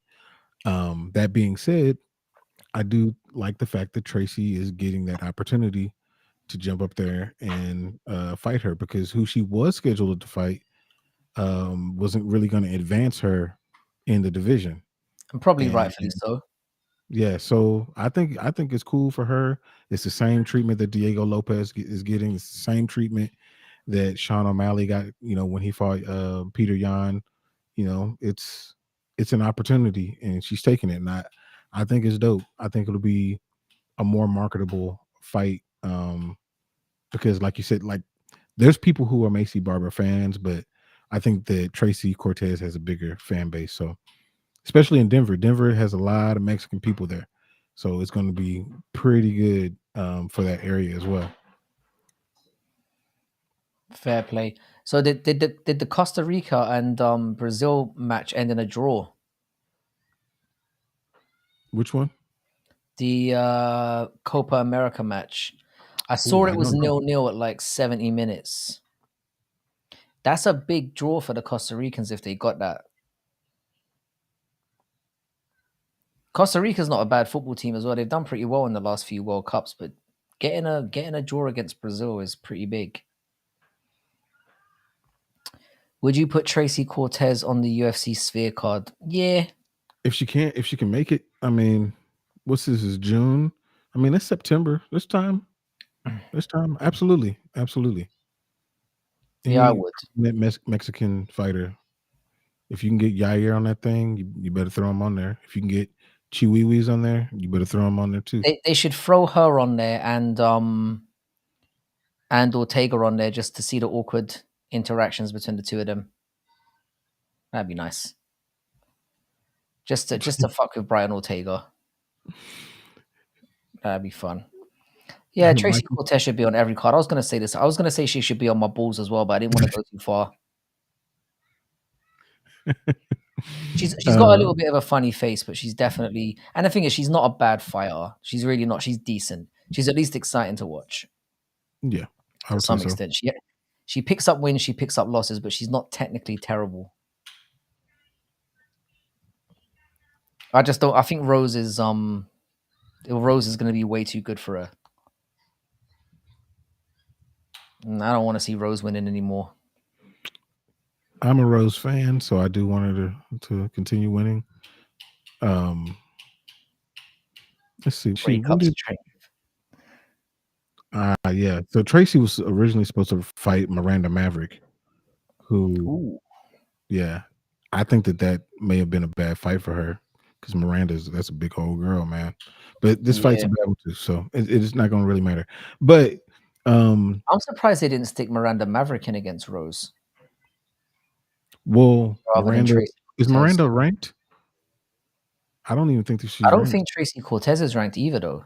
She is ranked. I think she's ranked. Sure about that? I think she dropped out. She may have. Let me see. Because Tracy Cortez is coming off a loss, isn't she? No. Hang on. She hasn't. She's I 11-1. often mix up She's Tracy only lost one fight. and Tabitha Ritchie for obvious reasons. Tracy Cortez has only lost once. Yeah. She beat Jasmine Jasudavicius, which is actually quite a good win. Mm-hmm. And she beat Melissa Gatto, who's still doing quite well. And she's on a 3-fight win streak. Is that correct? Let me see. 4 fights. How often does this girl fight? 5 fights. She went away for a while. A while. So Tracy, no, she hasn't lost since 2017. She lost her first professional fight. She hasn't lost since. Yeah. Her first professional fight. Yeah. So she's actually on an 11-fight win streak. Of course, she should be fighting Rose. This is a ridiculous conversation. Why did we ever doubt her? I think she might win. I'm changing my pick. You said Ronan hates Macy because he thought Miranda beat her. Miranda did beat her. in that Miranda fight. did beat But Macy. um, Macy's lost it. Macy's been on the good end of a few split decisions that shouldn't have gone her way. didn't she lose to Roxanne Modafferi though? Yeah, she tore out her ACL in that fight, but that's no Yeah, that's what it excuse. was. If I saw somebody get shot in the neck against Roxanne Modafferi, I'd still expect them to see out the decision. Quite honestly, Yeah, Miranda Maverick beat Macy Barber. you did. That's another one that I was thinking of putting that on the robbery, and then I was like, I don't care. I was gonna put that on a robbery tier list, and I'm like, this isn't worth any of my time. We'll just say that Maverick should have won that fight and just leave it there if it comes up. And that's just how I feel. Well, I won't bank on that one. The Miranda robbery saved Macy's career. Yeah, the holy gap belt. The UFC might be prepared to go down that avenue. I wouldn't object. Yeah, but if Tracy wins, like they've got an interesting marketing ploy at the top of the division, so yeah, that'll make it interesting. Weston saying Macy went the distance with Roxanne on one knee, and while I agree with you, I do agree with you, she did go the distance. Let's remember, yeah, that that Roxanne basically saw that she was hurt, and she just completely took her foot off the gas. Mm-hmm. Like she saw that her leg was fucked, and she was like, "Do you know what?" And because your fingers, she was kicking at her leg, and she realized how cooked she was, and do you know what she thought? Do you know, I'll just take her down and lay on top of her for the rest. I've got this one. Like that was a mercy win if I've ever seen one. He was literally like, nah. It felt dirty to finish her off in that situation. So she pretty much just took her down and laid on her for the rest of the fight, which was a very noble thing to do. Let's not act like Macy was standing up and kicking away and like was in the fight in any way, shape, or form, or she got let off the hook. She was surviving. Mikey said Tracy ain't winning against Rose. She's not that good. She's a good fighter, and all, but levels his thing. That's exactly what I was saying about comparing it to the Robert Whittaker and Ikram fight. Like that's what Whittaker showed. Like there's clearly levels to this. All right, okay, shut up. To this thing. Can I ask something here? Has Tracy Cortez been fighting at flyweight for the majority of her career? Let's find out. Because I don't think so. Well, actually, yes, she has. Because the thing is, I know that Rose is technically a better fighter, yeah, but she's looked horrible, and I mean horrible, at flyweight. She was awful against Manon Fiorot. I know she says she broke her hand, but it was the Rebus fight that really where I was like, ugh, because Rebus is not that good, and that was a close fight. So maybe Cortez could give her more of a run for her money than we expect. It feels like Rose is very much on the decline, whereas Cortez is clearly on a ride, and she's obviously massive streak, younger. She hasn't been in as many wars. True. It's not as weird. Go with, I don't know. Maybe she does have a chance. What are the odds on that fight as well? Let me see if they put them out. Because if we can get Cortez at like plus 300 or something, that might be. You know how I say I never bet on women's favorites, but I do bet on women's underdogs in the right situation. This might be one of those fights.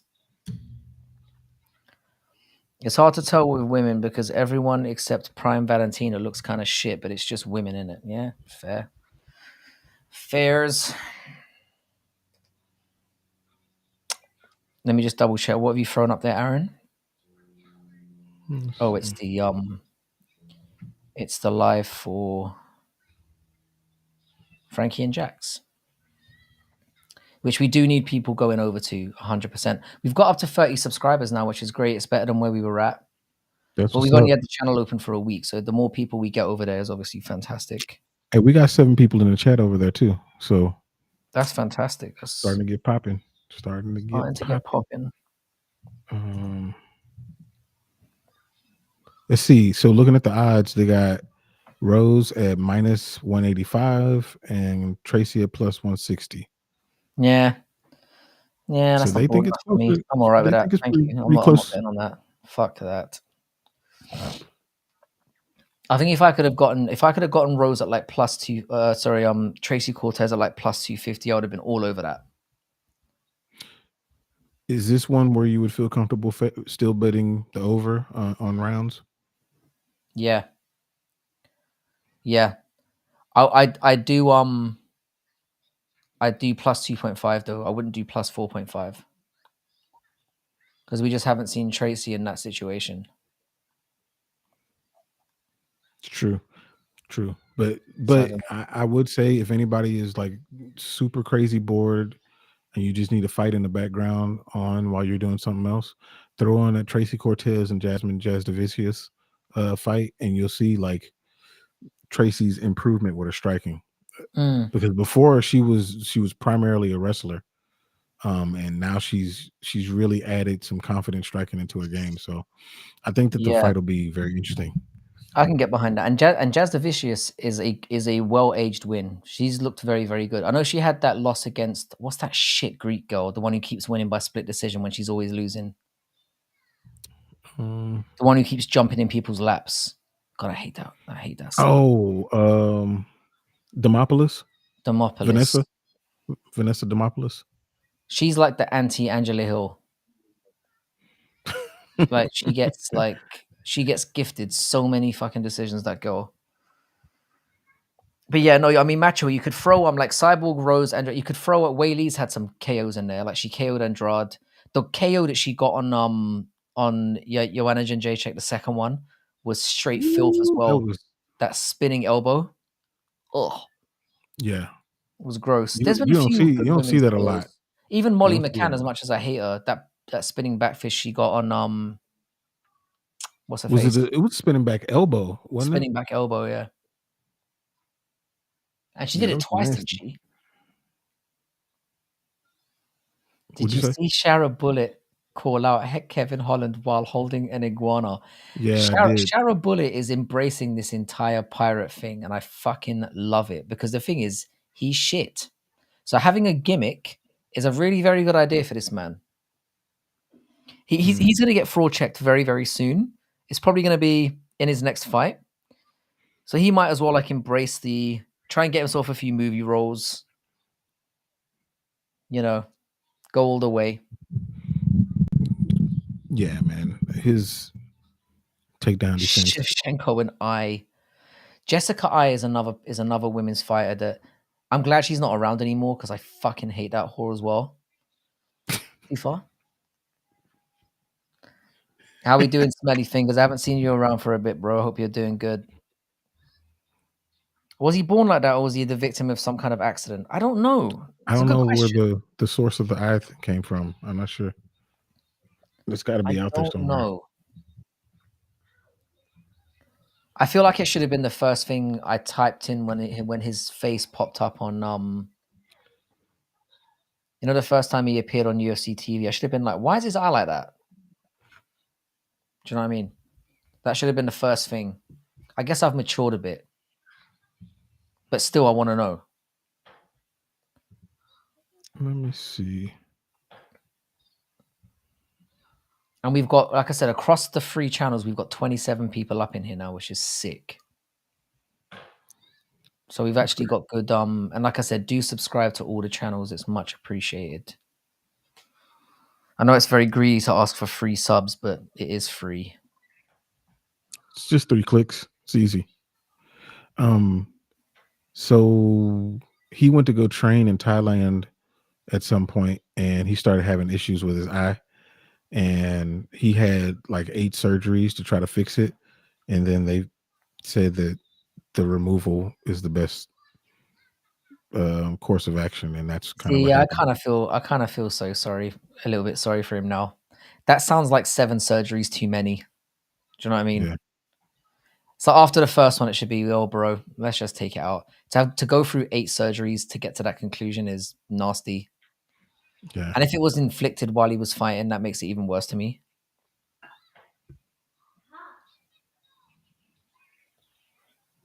But it's a dangerous sport, man. It is what it is.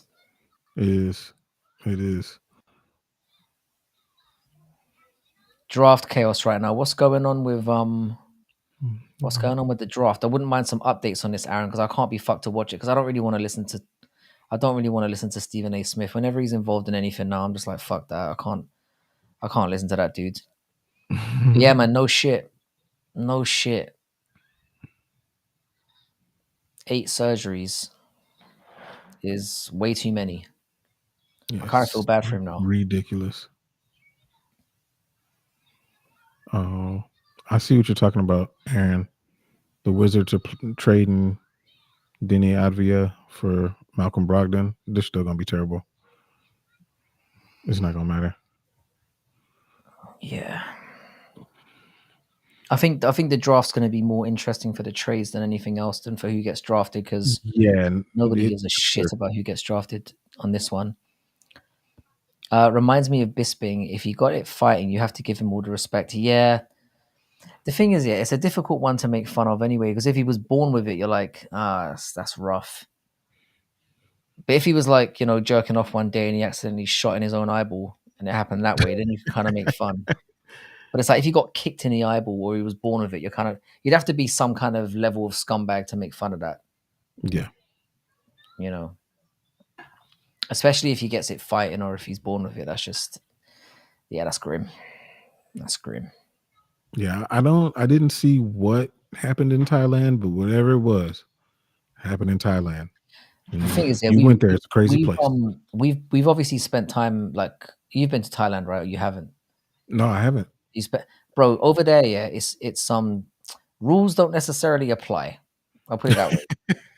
There ain't a commission over there that's saying we shouldn't be doing this, fellas. It's like fucking, like I've seen kids fighting over there. I've seen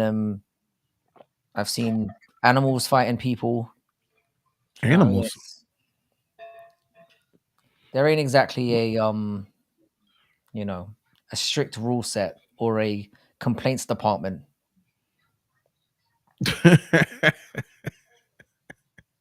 Frankie did that once, scarred him for life, and way more than once. I'm actually pissed off that you think that's only happened to me one time. I'm insulted.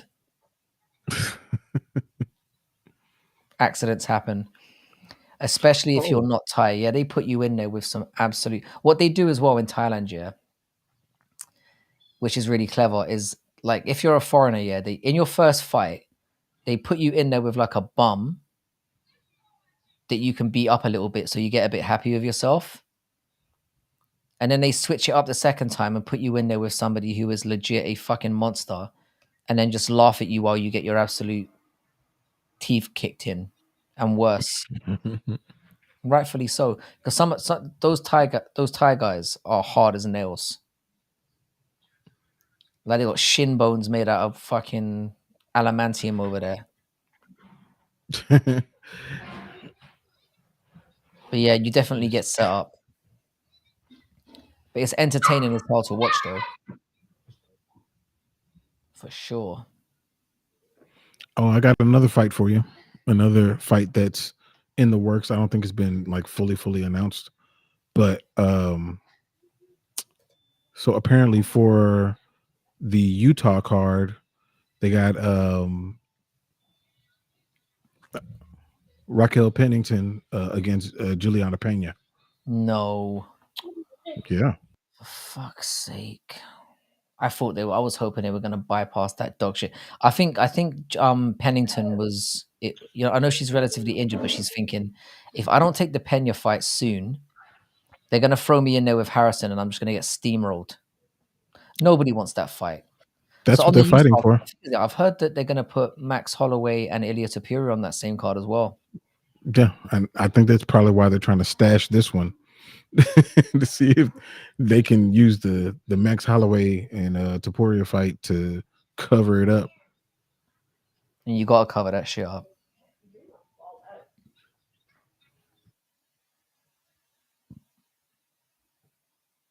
Wolverine's offspring, Hornets with the super reach.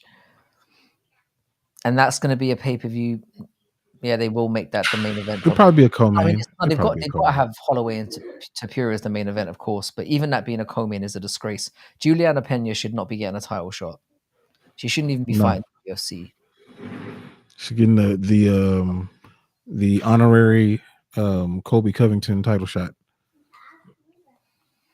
Yeah, it's bound to be the co-main.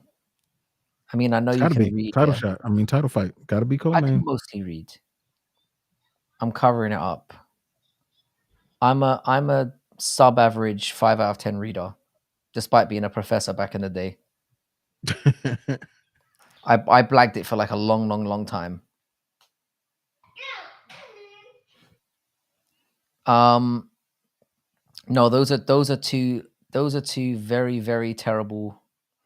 And the reason why I don't like it, the reason why I don't like the Tapuria one and Holloway one, I mean, why would they put that fight in Utah and risk the altitude fucking up the output in that fight? It seems like a strange decision to me. Like, a lot of people were coming out and saying, oh, it's bad for one or the other. Like, it's really bad for Holloway because of this, and it's really bad for Tapuria for that. It's potentially bad for both of them, which is a really, really weird decision to me. We saw when that Utah fight went down the last time. I mean, I know that we had Paulo Costa and Luke Rockhold on that card, which was entertaining for all the wrong reasons. But it's like the majority of that card, you literally had people running on fumes midway through the first round. Yeah, I don't know why they keep doing these cards there, but I mean, they signed a contract now. They got to do something there, but don't put in. I don't like it. Card, then it's never too late to make a change. 100%. I think like just put put Juliana Pena on there and Raquel Pennington by all means. That's a Utah worthy card. Don't put Ilya and Max on there, for the love of God. If both of them end up, that's gonna be a bad card. It's gonna be really rough. Books are for nerds. Yeah. Yeah, you got me there. You're not going to get any resistance on that one. For sure. But that's big news. I guess the quicker we get Pena and Pennington out of the way, the better. Yeah, for sure. That's really all that I was saying. That's kind of how I felt about the Leon and Bilal fight. Like, just get it done, man. It's gonna happen. It has to happen, or he's gonna keep on crying. Like, keep on. You got to do the fight. You have to. I don't care if he keeps on crying. Fuck him. Crying shouldn't get you a title shot. Moaning at basically what Juliana Pena does, which is just the worst part of all of it, is she gets on her Ariel Helwani tour.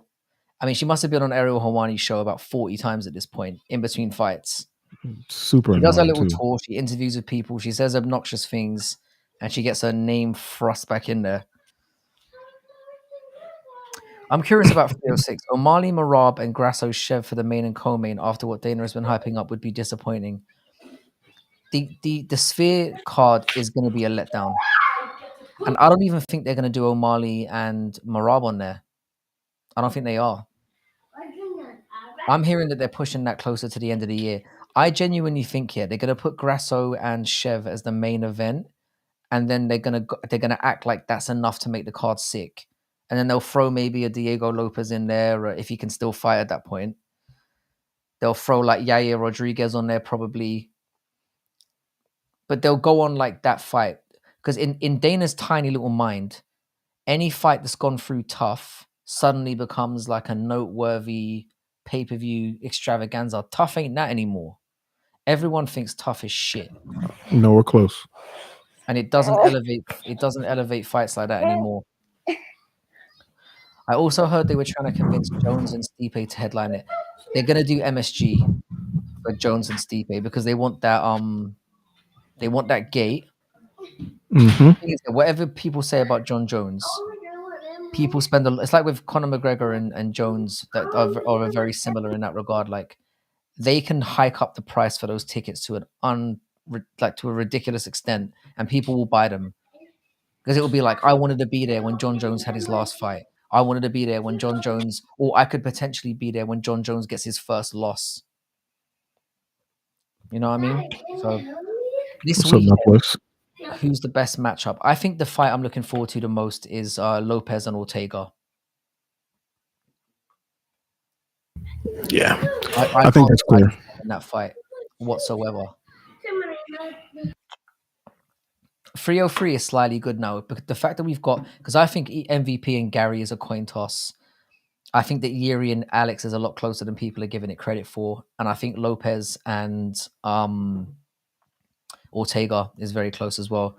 Northwest in the building. What's good? I want to see Ian get humbled a bit. I want to see Ian Gary get murdered in there. I want to see a 187 live on pay-per-view. That's what I want to see. That's what I want to see. I want to see MVP flatline him and then dance on his grave. He can bring out the Pokeball. He can bring out I don't care what he does. I want to see a humiliating, devastating destruction. That would be preferable. I prefer MVP to make him look ridiculous. Like that's, you know what, like for what really bothers me, if anybody is ever curious on why I hate on Ian Gary so much, when he wore Jeff Neal's mugshot, that did it for me. That was it. That was it. Like you don't that was too far. Like if I was Jeff Neal, I would have seen red and I would beat the dog shit out of him at the press conference. I would have lost money beating his ass. That I'll would be have honest pissed with me you. off. I don't even think it was. I just thought it was stupid. I didn't even think it was that offensive. I just thought it was dumb. I just thought it was dumb. I thought That like infuriated me as a black dude in the United States, where we get pulled over and profiled for stuff that we ain't got nothing to do with. Me knowing where Jeff Neal is from, I drive past where he worked. Like I know that could have been something blown out of proportion. And this dude walks around with his mugshot on. Nah, bro, can't do it. Can't do it. I bet that didn't register to Gary whatsoever. I can imagine his whore of a wife was just like, let's put him on a t-shirt, and then there was no thought in between that. It was like, yeah, that'll drum up some, that'll piss him off. They probably didn't think about anything in between. That dumb whore is, and I'm not using that as an excuse, because at the end of the day, he's allowing her to control his life. But that dumb whore is clearly coming up with all of his grand ideas. And there was no thought process in between of that. Because they showed a video when they were thinking of doing the video, right? And she just went, we should put the mugshot on the t-shirt. And he was like, that would be so funny. And that was the grand, there wasn't any, have we gone a little bit too far here? Or could it be seen in this way? They're too dumb to think that way. I just think they're both dumb and they're both not funny, and they both don't have nuanced thoughts to actually think that, hang on a second, this might offend an entire group of people here. Like I don't think it ever got past the that would be controversial and funny aspect, and It was such a bad idea. it was a terrible idea. That idea would have got It him was beat up tasteless. repeatedly.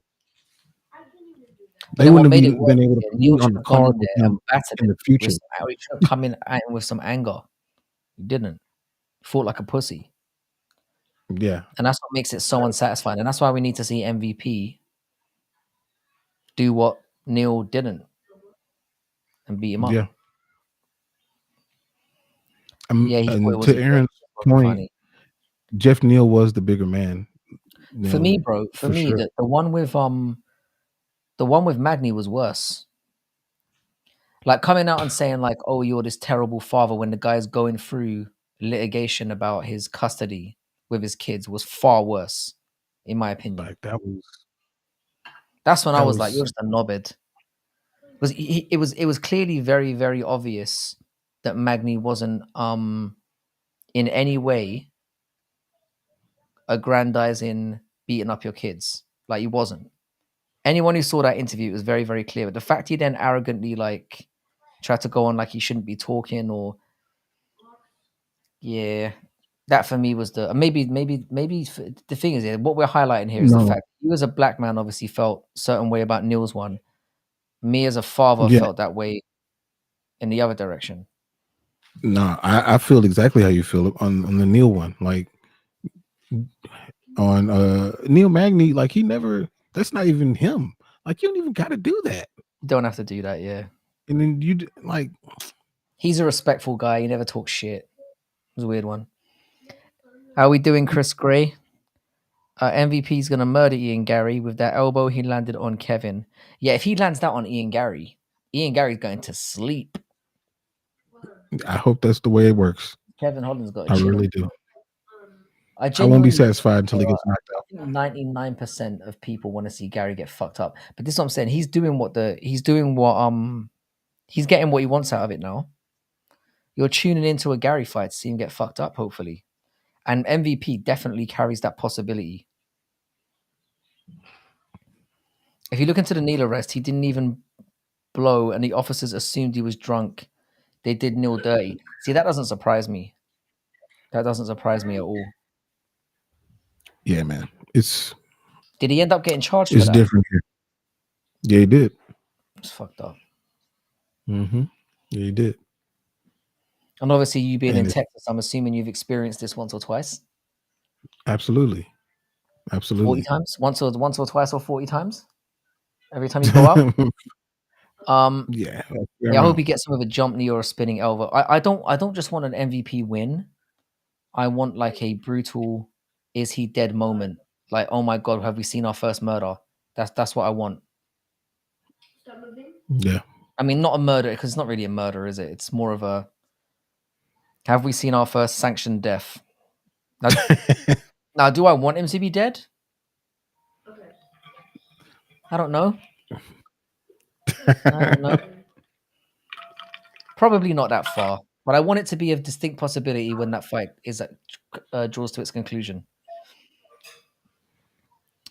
MVP reverse elbow is too unique and landed too much on Kevin for Ian to not be ready for that.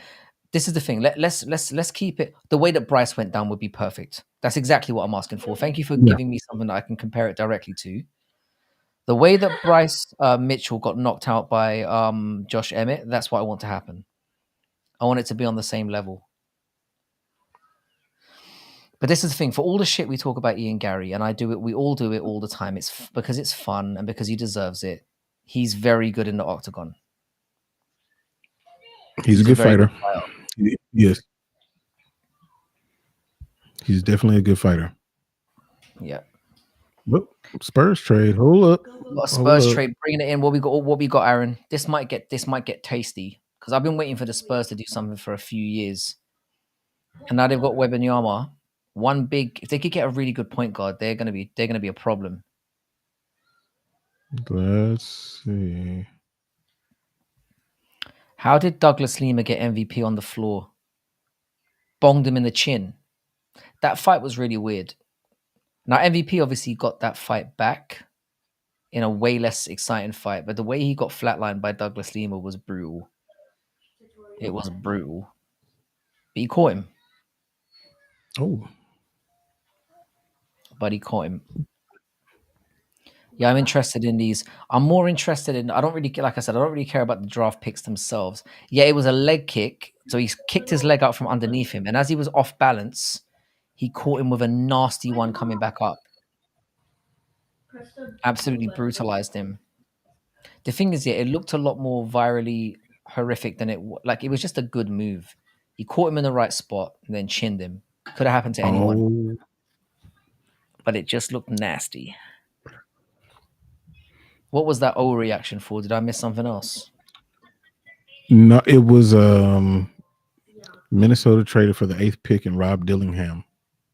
Robert Dillingham is a player out of University of Kentucky. That's my favorite player in the draft. He reminds me of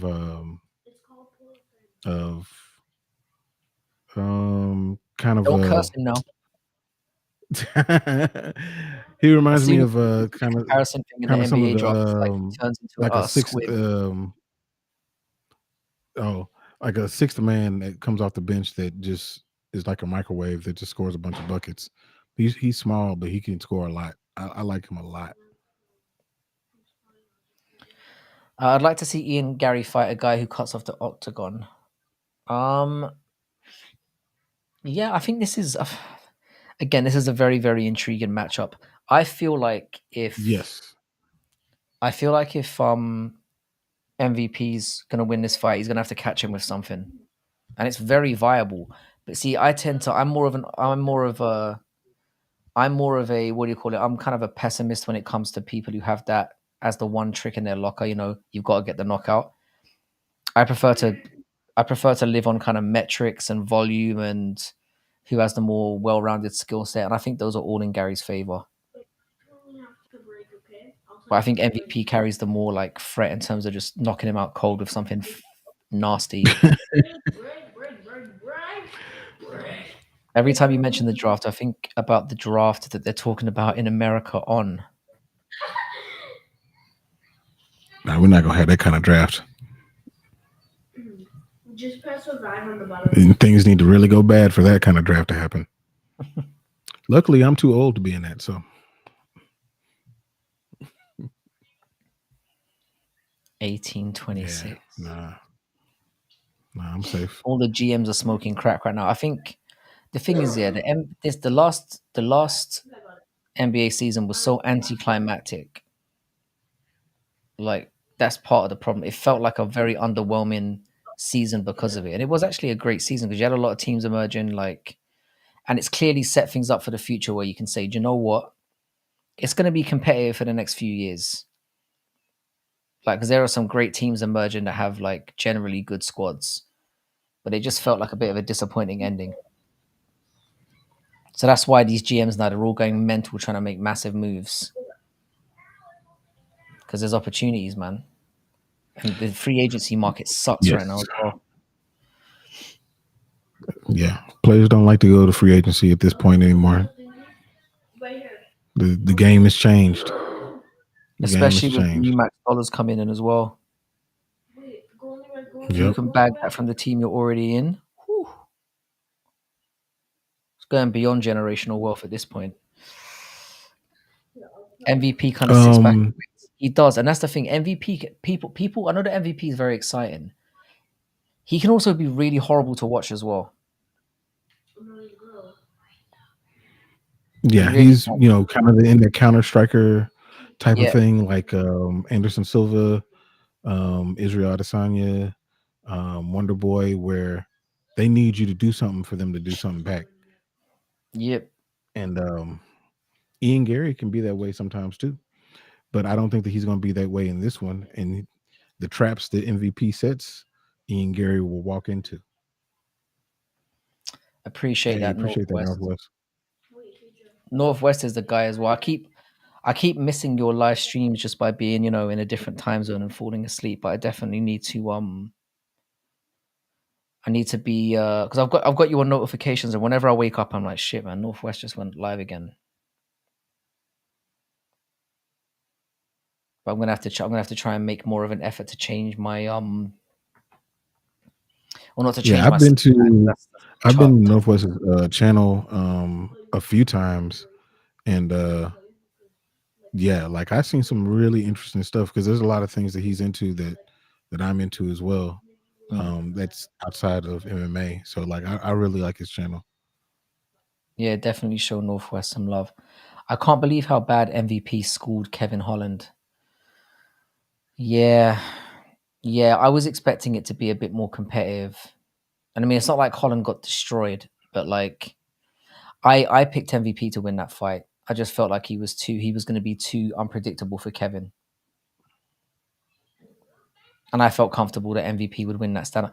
MVP is a lot better than people give him credit for. It's just that I think people are underestimating Gary in this one as well because of how much they hate him. Yeah. I thought that Kevin Holland was going to have a better showing, even though I think I leaned towards MVP a little bit, but I thought that maybe Kevin Holland could do something a little different, but no. No, no, that didn't occur. It wasn't close at all. It wasn't close at all. Have a good one, Weston. I'm probably going to stick around for another, like, I think at maximum until 3 a.m. my time, which is about another 55 minutes. Ooh. And put in that work. Yeah. I think I'll do another about 15 minutes. Then I'm pretty sure they're gonna the one that was Yeah, to over be here fair, flipping around. you being able to stick around for 2 hours is hard work for you as well, because like your It house is is, a bit more bruh. active than mine. Yeah, like they're gonna come over here messing with me for some food in a minute. Yeah, I guess you've got to feed them. Yeah, they tend to want to eat every day. I'm not a fan of that. I wish they would skip a day here and there, but it's not the rules. It's not how things work. Yeah, I think you're right, Paradox. I think that's where the issue is for me. I think Gary is really good. Really good. Hey, appreciate your tats, man. The main hope for me in the Gary thing is Gary can sometimes be a bit overly active and get caught. Like he sometimes falls in love with his own he starts stringing strikes together and he falls in love with himself a little bit. And then that's where he usually gets caught. And if you do that against MVP, because the thing is, the way that MVP catches people, they always say that in MMA, the best strikes or the worst strikes to get caught with are the ones that you don't see. And MVP is the guy for that. Yep. Whenever he flatlines people out, it's usually from some kind of unorthodox angle where he suddenly just bunk. I wonder if he even knows I'm homeless. Who does he? What do you mean? Who thinks you're homeless? What's good, Cano Spell? Good to have you here. I'm hoping I'm pronouncing that. Oh, Connor's, it's supposed to be Connor's pal. But it's come up as Konos Pal. I'm assuming it's Connor's pal. Maybe you have a friend. Makes sense. It's good to have you back in it. Armsby's in again. Good to see you, brother. ITP says hi. I appreciate that, man. I'm assuming the ITP stream is coming to an end. You say it right. Appreciate that. You know, I still haven't seen that Chiwiwi's. I've never seen him say it. Man, he's all over the place with this I think it is. All over the place with it. But I mean, the T-shirt's kind of cool though. Is it? He's got to stop saying it. It says Chiwiwis. Like, do you want to walk around with that face on your fucking stomach? And Chiwiwis. No, you just need the words. Not just the words, not the face. Nah.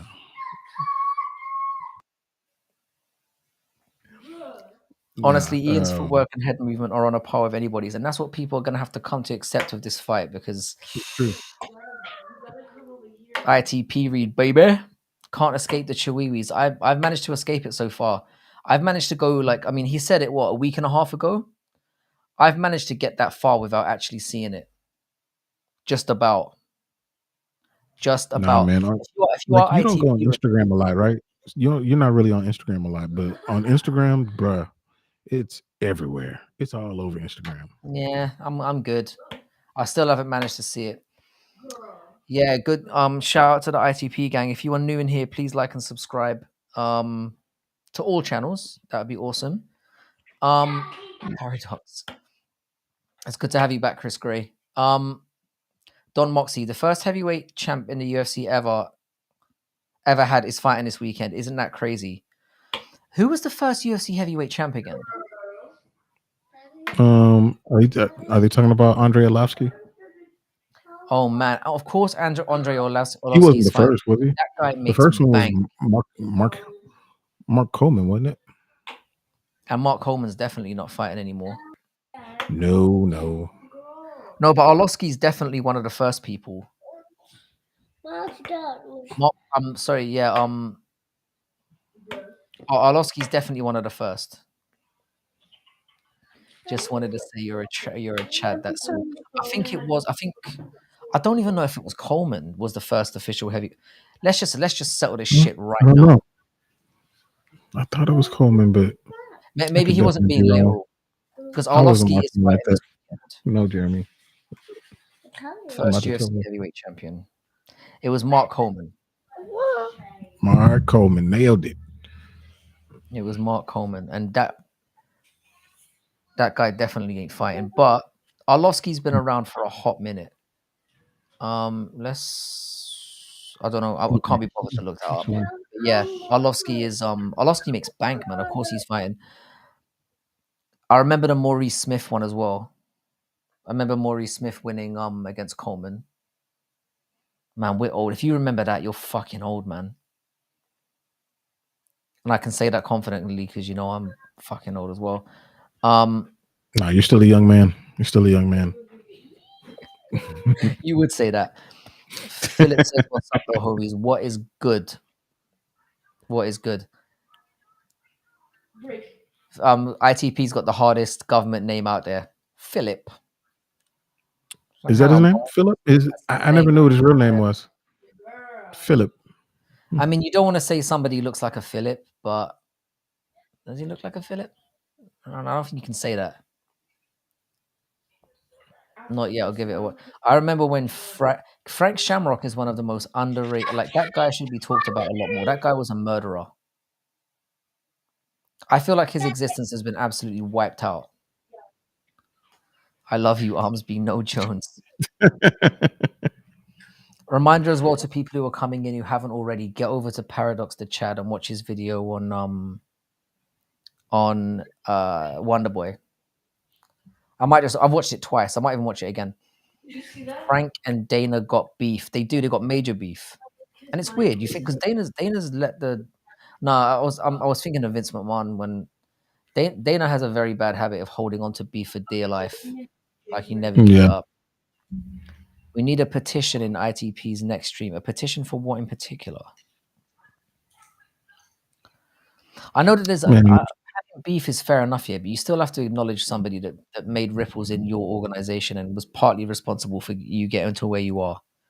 Because you just look like a petty old cunt. Dude, Frank Shamrock should be in the UFC Hall of Fame. Chito Ortiz should be in the UFC Hall of Fame too. Like Ortiz not in it. I swear he was inducted. I don't know if he is. I swear he was. Chito Ortiz is a national treasure that needs to be protected. Much appreciated. Dana will erase fighters. I mean, he acts like Mighty Mouse doesn't exist as well. He was. It's crazy. He's in there. He got put in 2012. Yeah, I thought he was put in. I mean, I know they've had little fallings out since then, but I was pretty sure he was put in the Hall of Fame. Frank ain't in there. He's not in there. He's not in there, which is absolutely bonkers. Because he wasn't just like a dominant champion. He didn't lose the belt at any point as well. Randy Couture kind of erased himself as well, though. I mean, didn't he get caught like a year and a half ago, like jerking off on stream or something?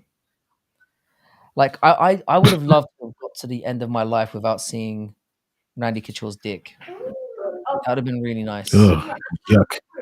I didn't need that. I didn't need that in my life. How many moths live in Guru's hair would you guess? That brother definitely needs a haircut. I know that I'm not one to talk, but yeah, man, Conor's pal. Randy Couture got, what's the word? Did he get what do they call it when somebody it's like a catfish kind of situation. Yeah, that's what you get. It's kind of like a catfish, sort of. I'm not sure if it was a woman who basically engaged with him in order to get him jerk off and then release it, or it was somebody that he was a bit friendly with and then they were just like, fuck it, you know what? I'm gonna expose him because I'm pissed at you. I'm not sure which one it was, but either way, yeah, jacking off on stream. Frank Mir was my guy back in the day. The right hooks can snap your arm on the Conor. ground. Yeah, Frank Mir was dangerous. Yeah, his daughter's pretty good. We'll see how far she takes it. We might get a Frank Mir and Brock Lesnar's daughter situation going on.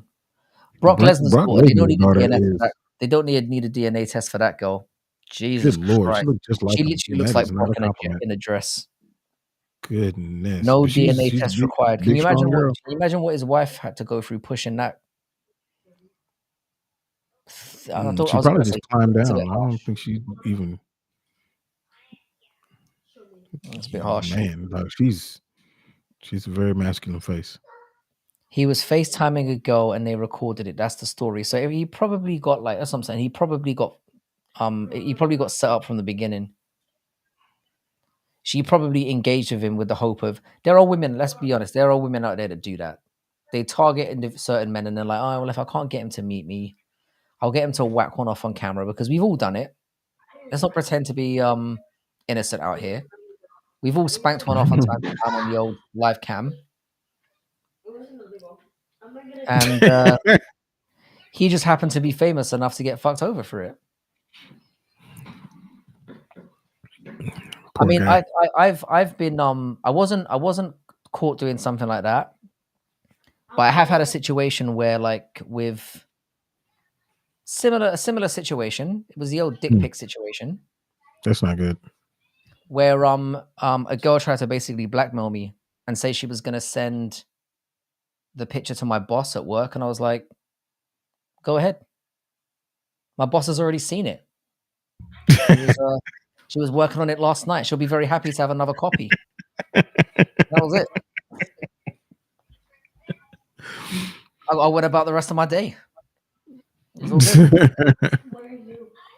You can't catch me with that shit. I'll put it that way. I'm on for the culture. I do not what's the word? I do not what's the word? Or what's the phrase? I do not negotiate with terrorists. That's my stance. He got his willy caught in the cookie jar. That's exactly exactly what happened. Yeah. And like I said, man, we're all if you're in this chat, yeah, and if you're in this chat and you are gonna say that you haven't been caught in a situation like that, you don't belong here and you're a liar. Like you're talking bullshit. Really, Frankie, I heard you're a retired professor of 39. I've always wondered why. To be fair, yeah, this happened very, very early on in my career. I wasn't a professor at the time. I think I was I don't even think I was a teacher at the time. It was before I even started teaching. Yeah. So I was like real young. I think I was like 18 or 19 when this happened. Oh, yeah, read what Mikey just said. What did Mikey say? I had a girl from Florida ask me for dick pics, and I sent them, and she mailed me a $500 Seiko watch. Did you fall for that? That sounds like something. I mean, I would gladly trade a dick pic for a $500 watch. Sounds like a good deal to me. I mean, you wouldn't even have to bribe me. Back in the day, you wouldn't have even had to bribe me. What did they have? What kind of was it a good Seiko watch? What kind of Seiko watches were popping like that? I got my dick pics talked about in school. Luckily, it's 398. I'm not even going to try and read that out. And I was at 39 million. Or is that 3 billion? That's 3 billion. I can't be bothered to count. 3 billion inches. God damn, I still have it. It's a nice watch. Oh, god damn. That's a trade I would make. I mean, to be fair, I did it plenty of times for free, so I'd definitely do it for a watch.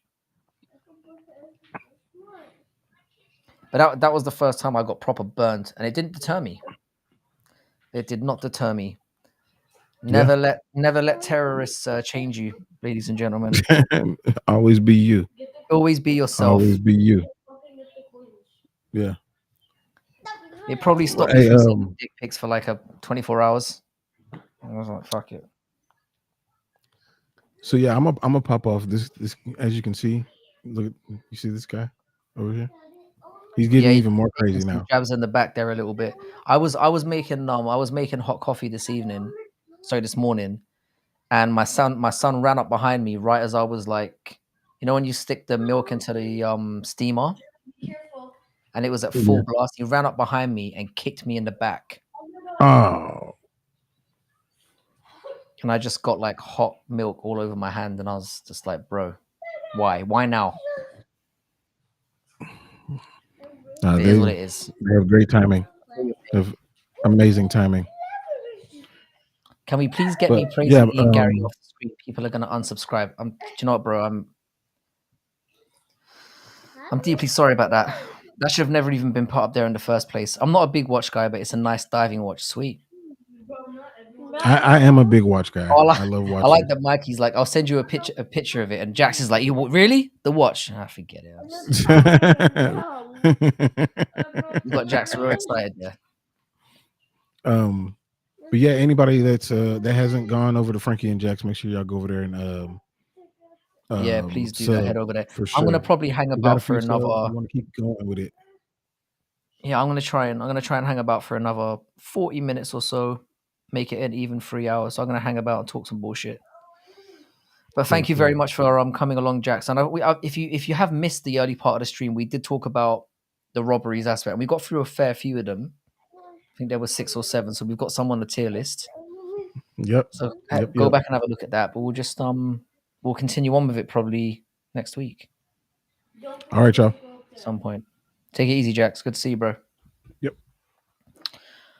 All right, now that the adult has left the chat, we can get into whatever debased shit you feel like talking about. Diving watches are actually worth it. How often would you use that? How often would you use a diving watch? I spend most of my time on land.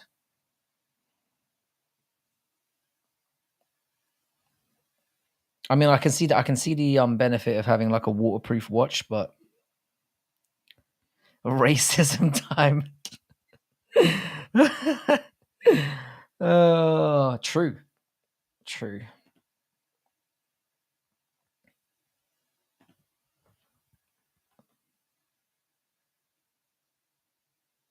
Submariner is the best watch of all time. I wouldn't know a thing about them. Like when it comes to, I've got very limited knowledge when it comes to watches as well. Whenever I go deep, homie, which is every day. Least favorite race. We can go here if you want to. I mean, I'm in no harm of getting cancelled or whatever. I'm way too small. No, I was a teacher to begin with. I was a teacher for a few years, and then I did my English masters in that time, and then became a professor, and then retired. Race tier list. God damn. I don't even know if I'm willing to be that based. I mean, you never know. If things are getting really low and I've got nothing to talk about, I might just crack it out just to get people talking shit. Yeah. So I was a professor. I retired 9 months ago. And I've been loving every day of my life since then. Asians are a bit too broad for me. I mean, I think you've got to get more specific. I think throwing Asians into one barrel is a bit harsh. I mean, if you've got to do it, we've got to break it down into every area.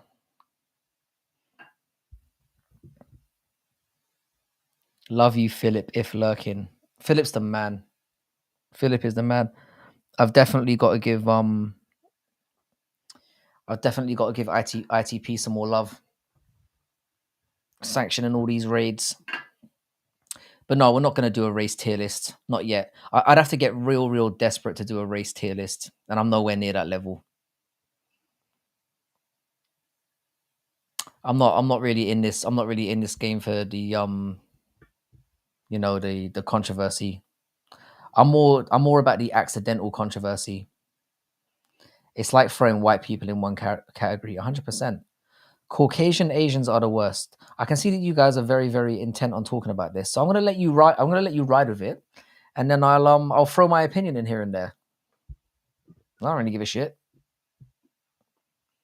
I can say honestly though, yeah, like, and I don't want to sound racist here because as a white man, I find very few Asian women attractive. You see, this is where you and me are on the opposite end of the spectrum. I'm literally, when it comes to females, I'm literally Asian only. That's just how I am. And I can get into that if you really want to. Or I've developed to become Asians only. I've developed over the years. But I know that Chris is into whiteys, and like Christian whiteys in particular. You like karate and fried rice. God damn, you love Jeremy Lin. I don't like any of those things. But I definitely like something that's Asian. Definitely. Not the ones that live in China. Like the ones that live in China. Philippines has hot women. I'll level with you. For me, the hottest women in Asia for me are Thai ladies, in my opinion. And I mean, like, the top level Chinese women are top level, and top level Filipino women are top level. But I just feel like generally, Thailand has the hottest women. You know, I love me crazy Catholic Irish Katie Taylor, bro. That's virtually gay. I'm gonna be real. Japanese women are all right. I do like Japanese women to some extent, but I feel like they're lower on the spectrum for me, and I've got reasons for that. It's more to do with like face shape and attitude, which is why I'm not really into And Japanese girls, the way that they sound like they're getting abused when you smash. Do you know what I mean? They're like, I don't like the noises that come out of their mouths. It's like they feel like they've got to show you they're in pain to make you think you enjoy it. It's confusing. Koreans, yeah. Koreans are fucked because they all have surgery. And they all go to like one of 4 different doctors. So a lot of Korean girls look the fucking same. Vietnamese women. I've only been to Vietnam once. Vietnamese women look very similar to Chinese women, I think. Maybe somebody can convince me I'm wrong about that. You do get obviously quite a wide spectrum in Vietnam. Like, but I find that the majority of them they look more similar to Chinese women than anywhere else. I'm going to pretend I didn't hear that about my future wife. What, that she's got a dick? For sure.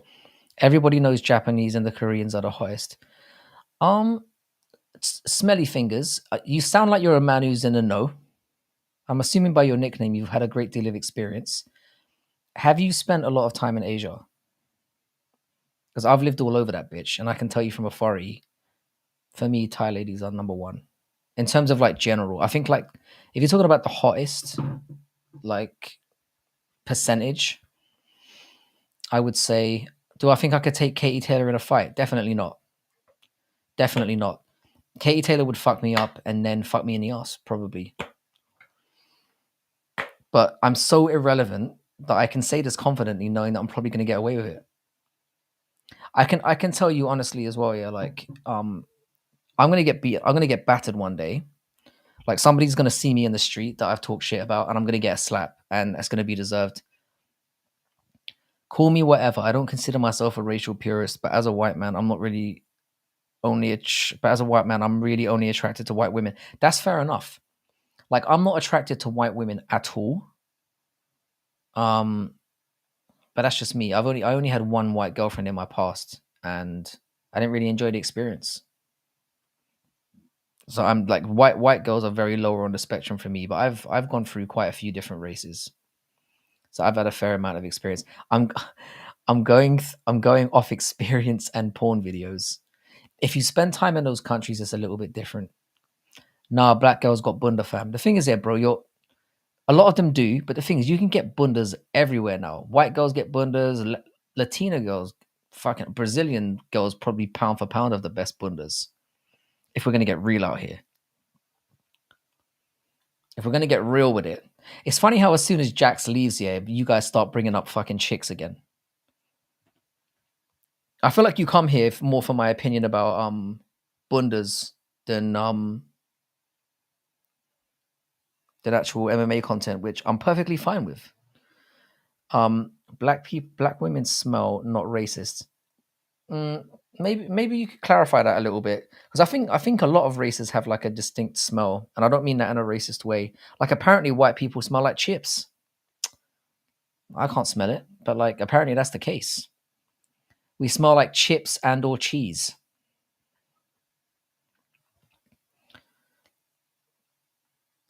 Like Latinas are yeah, they're up there for me. White people smell like wet dog. I've heard that as well. Wet dog and chips and cheese. Their vages smell. I don't know. Like I feel like you need a really big sample size to make a claim like that. Because I can say that I've honestly been with a few black women, and I don't think I've consistently seen or experienced that. Asian women are exotic and therefore beautiful. Everything is beautiful in its own way. That's the whole point of this game we called life. I like how you've got a name like Smelly Fingers, and you're trying to get like, you know, you're gonna try and get positive in that way and say we're all people that we love. Everyone should love everyone, man. Smell these fingers, bro. We are painting with a broad brush here. I feel like, do you know what, you can't really, yeah, I think that's the issue. Like I think what you can say is you can talk about experiences you've had with individual people, which I think is a lot less dangerous. Like I can say I was with a black woman who was like boom boom boom, and I was with an Asian woman that was like boom boom boom. But like I think overgeneralizing is just a road you don't really want to go down. How you doing? How you doing, Phil? You're right, brother. Good to have you here. I see you've turned up for more. Like Phil, I'm gonna reassure you right now. Yeah, I know you're sending people over here. It doesn't always get this immature, and it doesn't always go here that fast, and it doesn't go this slow. Usually, it seems that ITP turns up right at the moment when we're saying something completely out of pocket. It's just like literally turns up, and it's like we're saying something about somebody's pussy. It's like I swear to God, bro. We literally spent an hour and a half talking about the worst robberies in MMA history. We were talking about basketball. We had a good we had a good run going, and then as soon as Antoine bounces out and Phil comes in, it's like we're rating pussies from different parts of the world, which I swear to God, yeah, I had nothing to do with it. I'm not saying I'm not encouraging it, but I didn't start it, and I think that should count. And I think if any of your subscribers come in, I think you need to make that clear for me. Frank, please don't think I'm overgeneralizing. I'm talking from my personal truth. No, you're not somebody I'm targeting in this one. I think if you're somebody that says, you can say, for example, I've been with 3 women of a certain persuasion, and say, this is what I experienced. And that's perfectly fine to say that. But when you say they're all like that, that's when you kind of have an issue. Because unless you've had sex with 1 billion black girls and they've all had a certain trait, you can't really speak from, you can't really say. And it goes the same with any race, is the way that I would put it. I've only been with whites, Native Americans, and mixed white, black, and white Japanese. That's quite a nice spectrum, though. That's quite a nice spectrum. You've got to be able to lay it down if you mess with a black woman. Just going to warn you ahead of time. I've had different experiences. I was the first black woman I was ever with was very, very timid. But the second one I was with is the worst experience I've ever had. Like she was like gobby dialed up to 11. That was an unforgettable experience. And she was a lunatic as well. But again, that's not a black thing. That was a her thing. But what I can tell you is that a lot of black men who speak to me about black women, they say that black women are the most fucked up because they're dealing with a whole bunch of issues. They're dealing with like the racial issue. They're dealing with the fact of being a woman. There's a whole host of things that black women have to deal with that they're mentally fragile about. And that makes them very, very hard to deal with in relationships. Sorry, let me go back a second. Chris Gray, favorite Beatles song. The first one that came to mind was Penny Lane, but it ain't Penny Lane. There are so many great Beatles songs. I'm gonna have to circle back around to that because we're getting quite fucked up here. All right, hang on a second. Shit, this is bad. All right, with this we may be getting into the darkest territory we've ever got into. Yeah, I saw that one. Go upstairs and always smell like curry. Ugh. I don't know where that one slipped in. Asian women are. I read that one. Smelly people smell, and that is a very good take. Smelly people do smell. Just in case somebody wants to take me out of context tomorrow with some weird shit. No, I think you've been treading fairly well. Never been with a hoochie yet. Damn, Canada has none. Do you know, I'm gonna have to go down a little bit because I realize I'm very, very far behind. Darker the berry, the sweeter the juice. This is a phrase I've heard. This is certainly how we doing, Elron. We're getting into it here with I don't even know how to describe it. I mean, if you look through the last 20 minutes or so, I think you can kind of figure it out for yourself. Again, if you are new here, a sub would be fantastic. I've been on here for 3 hours and I've added no new subs, which is kind of embarrassing. I want to throw glass bottles at WMC. I don't think that's the worst thing that somebody said to WMC today. But yeah, certainly with like the we've definitely got a spectrum of what people like in here. I mean, personally for me, I'm Asian only, and that's through sampling a lot of pools, to be honest. I'm not just talking from I've only been with Asians exclusively and that's who I stick with. It's like, nah man, I've sampled quite a fair few out there, and that's just my persuasion. But I think like whoever you're into is everyone has different reasons, don't they? They have different likes, and it could be people from Africa, it could be people from America, it could be people from Asian, it could be people with dicks and one hole. As long as it's not like, I think it's all good as long as it's not like animals and things below a certain age, and we're all good. Do you own a katana? I don't. I think you've misunderstood me getting to know me. Like, if you don't understand that I'm a massive bitch out here and I don't have weapons in my, I mean, the only weapons I've got in my house are like some serious cleavers. So if you do fancy popping around and you're uninvited, be aware of that. But outside of that,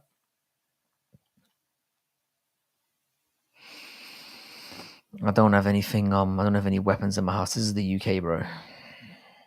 We don't have any serious weaponry around here. Or this is what I maybe want to make you believe. So if you do turn up, you get a nasty surprise. So yeah, this conversation got dark very, very quickly, and I salute you all for it because it happens sooner or later in here. It always does. Like, we could be talking about anything in the world, and then suddenly, boom. When I come to the UK, are we going to a prem game, Frankie? 100%, Chris. 100%.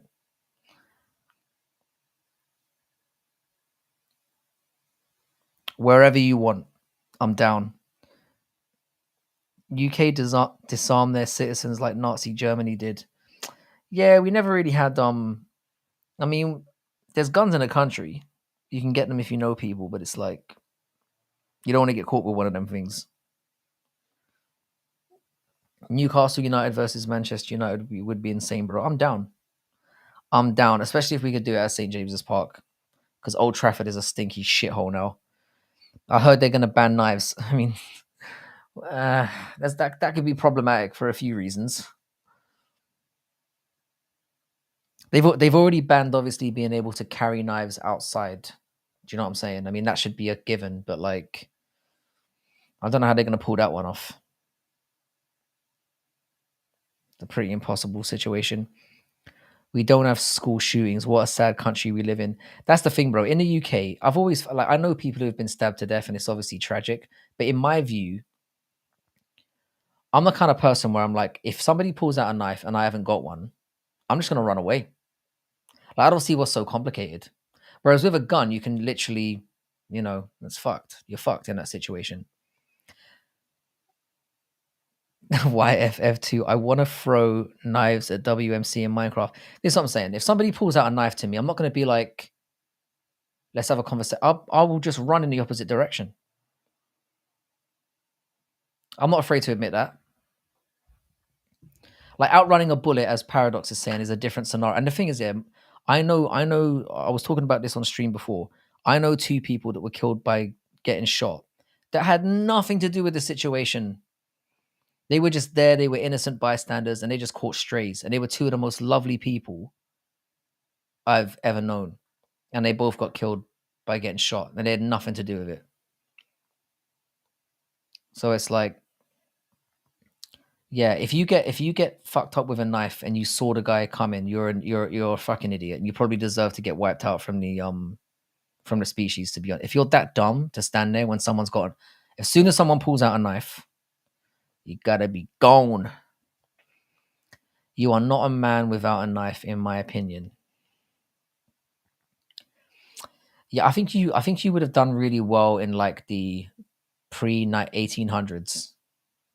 That sounds like the time period for you.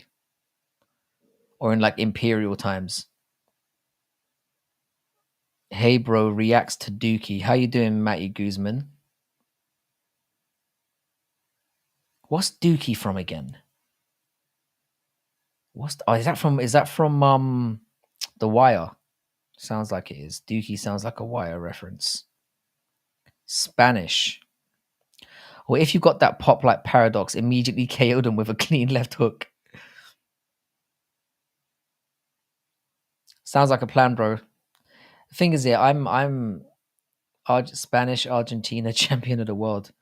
How can you survive in the woods without a blade? That's what I'm talking about. See, that's a different situation, brother. If you got like a camping knife or something, that's completely different. If you're out in the middle of the woods, I mean, if you're going shopping, you've got no reason to have a machete strapped to your belt. Do you know what I mean? Paradox, bullet, and knife. Yeah, I'm starting to believe you have supernatural powers, Paradox, to be fair. You certainly talk a good game.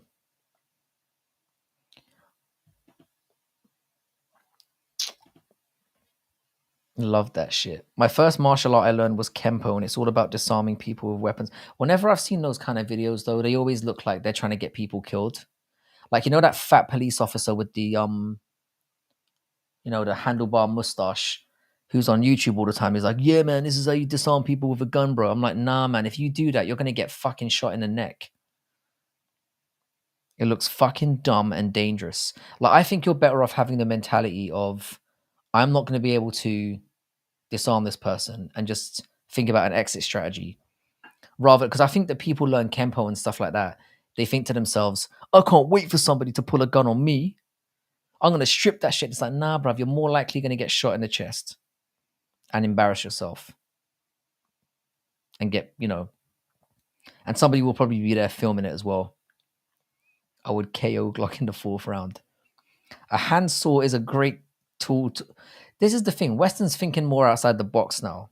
If you're going to walk around in the forest, if you have a fucking saw on you, you're going to look inconspicuous. It's not going to look suspicious. It's about having the right weapon for the right context. Knives are meant for survival situations. Some quality still will last you a lifetime. The thing is, I don't disagree with you, but it depends on the type of weapon the type of knife you're gonna have, and the context of with your use in which you're using it. It's like how they say with guns here. Like a lot of the time, people end up getting shot not because they get into a situation that should require a gun, but because the gun's there, things get elevated unnecessarily. Only cowards use weapons to get the advantage over others, which is fair, but that's the thing. We don't live in a lot of people usually think, what's the point in going to the gym or learning like a discipline when I can just carry a strap? Like back in the day when I was growing up, it was all about throwing hands. Like if you had a situation with somebody, you would just fight it out and then it would be over. Now it's like, nah, you're going to get stabbed in the back or you're going to get shot. And it's like, it is just like you said, man, it's a coward's way of dealing with things. This is, I really need to start doing more chats alone, because I feel like talking about, whenever I'm on here, you guys just unload all of your crazy neuroses and stuff on here.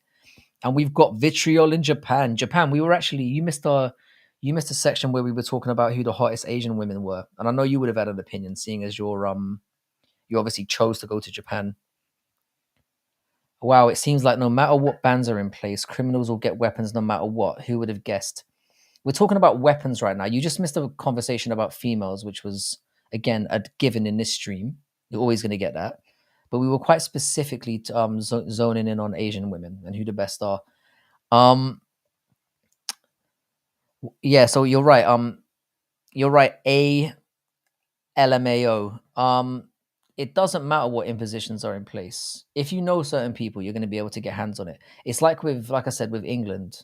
You would think that because guns are banned here, you wouldn't get a lot of gun crime here. You still do.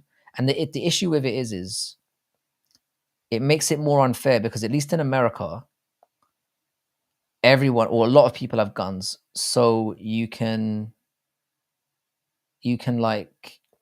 at least use them for self-defense. Whereas in England, when somebody pulls out a gun, you're fucked. Because it's like you're not in any position to defend yourself. You're finished.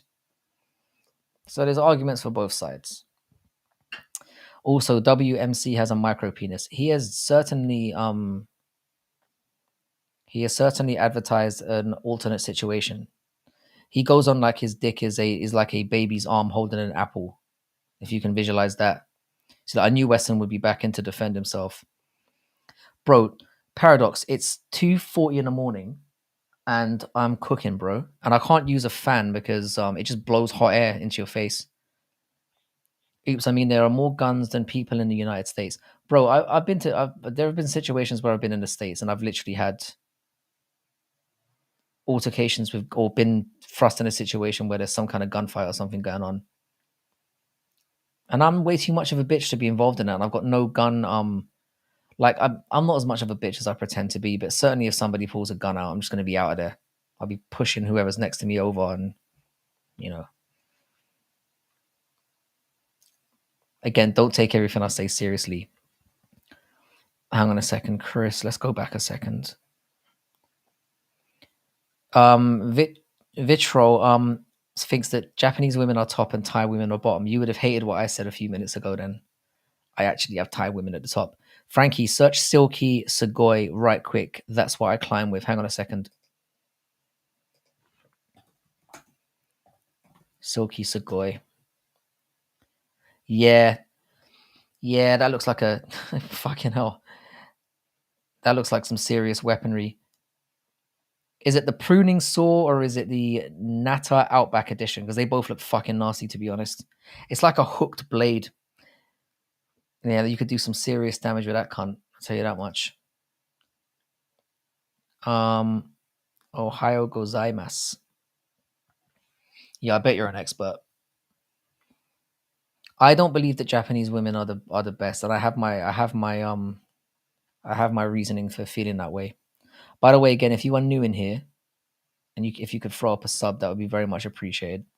I've been stuck on the same number for a little while now, and it's kind of pissing me off. Hang on a second, bro. This guy is everywhere. Yeah, bro. I can't take the heat. It's crazy. I'm cooking as well. I'm fucking dying as well. Read my message above the John Fury one. Can you repost it? Because I can't seem to find it. I wish we could go back to the time of swords, but we just can't, Yeah. The feudal times would have been a really nice time to go about your day. So get a gun, get professional with it because the end times are upon us.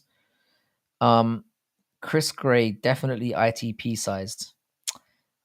I wouldn't be surprised if ITP's slinging it because of the confidence that he's got. I wouldn't be surprised if he's slinging a fucking WMD, if you know what I'm saying. All right, everyone like the stream now. Much love. And everyone get over to Paradox to Chad because I'm going to say it one more time if I haven't said it already. The video that you made on Stephen Thompson this morning was genuinely hilarious and I enjoyed every second of it. So get the fuck over there and watch that. Paradox to Chad, you take that back. Y'all need ceiling fans. Bro, I don't really think ceiling fans are all that effective. It just kind of blows hot air around. And we don't really have it's very hard to find genuine ACs in the UK because we're not used to getting hot. We're not used to getting hot days. So we're unprepared. I'm saying that because I care. Good, man. We've got 40 people up in this bitch now. It's crazy. 17 on YouTube. I feel like people waited for Antoine to leave just so they could turn up and say some really out-of-pocket shit. because Antoine just looks like he doesn't tolerate that kind of shit, and he does. Like Antoine's surprisingly based as well. Like, he would definitely partake in a "where does the best vagina come from" conversation. And he would definitely take part in the weaponry conversation. Pride people embracing. I wish I could see these. I wish I could see these emojis, because some of them pop up and it's like, I just get the English and I don't get what it actually looks like. I would love that. I have 2 ceiling fans, one in the bedroom and one in the living room. It's saving my life. It's hot in Harlem, New York right now. I didn't know you were in New York. God damn. Why didn't I know that? Holy shit, I'm on X. Become dangerous, guys, for the one you love. And this is the thing, smelly fingers. I don't think I'm ever going to get used to saying your name out loud. Anyway, smelly fingers, you're right. Do you know what? Yeah, having young kids certainly makes you think that you might need to, get dangerous. Do you stream on X2? I do. They've only started doing that recently. So when you sign up to Restream, it connects your X to there directly as well. My Twitter link is @BadMMAMath. So I'll pop that in there as well. I'm very active on Twitter because I'm a child and I like getting into very, very immature conversations with people that live in caves and say that I've got what I love about Dagestani fans is I'll say they look like they're inbred, and then they'll say it is you the one that looks like is inbred, and then that we go back and forth like that for several hours until I cry myself to sleep. So it's basically just me saying go fuck your cousin, and then them saying you're the one that fucks your cousin, and then it just goes on like that for what feels like an eternity. That's basically my contribution to the platform. I used to stream on 6 platforms. Then I started doing vertical lives, so not anymore. I've heard about vertical lives, and I've heard that it pulls you in a lot of new people. But I'm kind of about the slow build around here. Like, I want people who are genuinely going to come in and think, this guy's a cunt. I want to hear him talk shit. And they stick with me for that reason. And not just have people who kind of dive in, subscribe, and then dive out. I want a loyal, very tight-knit band of fucked up individuals. And I think we're getting there. I think we're slowly getting there, people.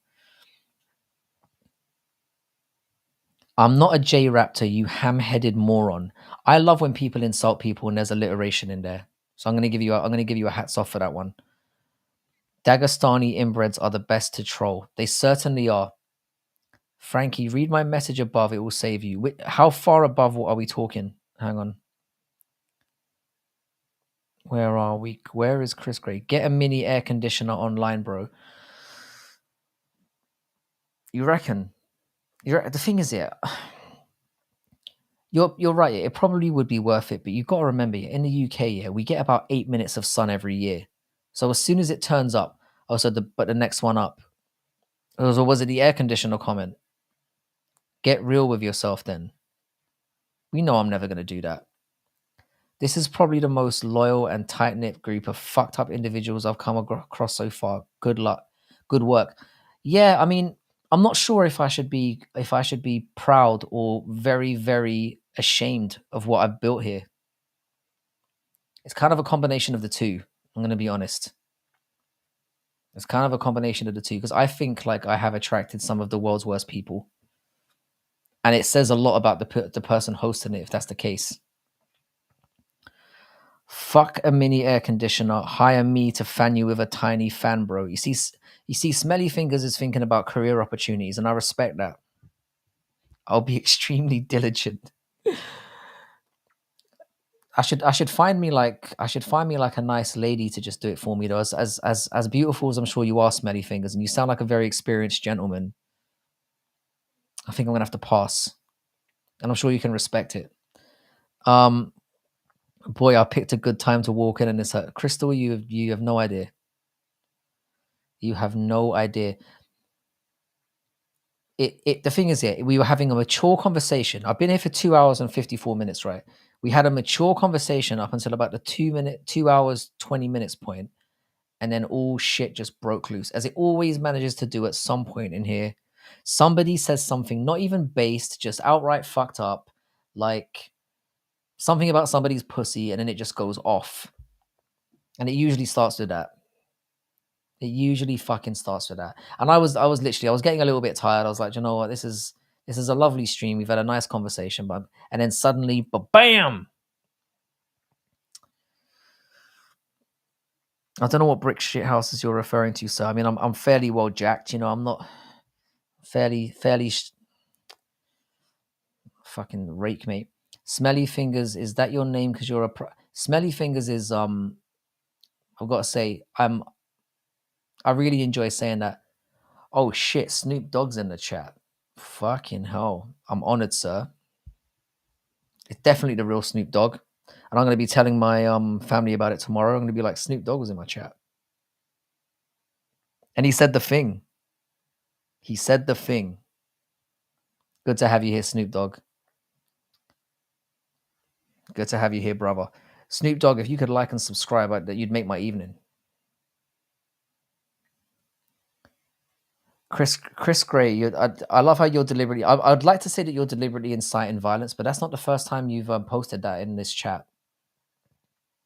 So I can see you're obviously, you're going for the, which I respect.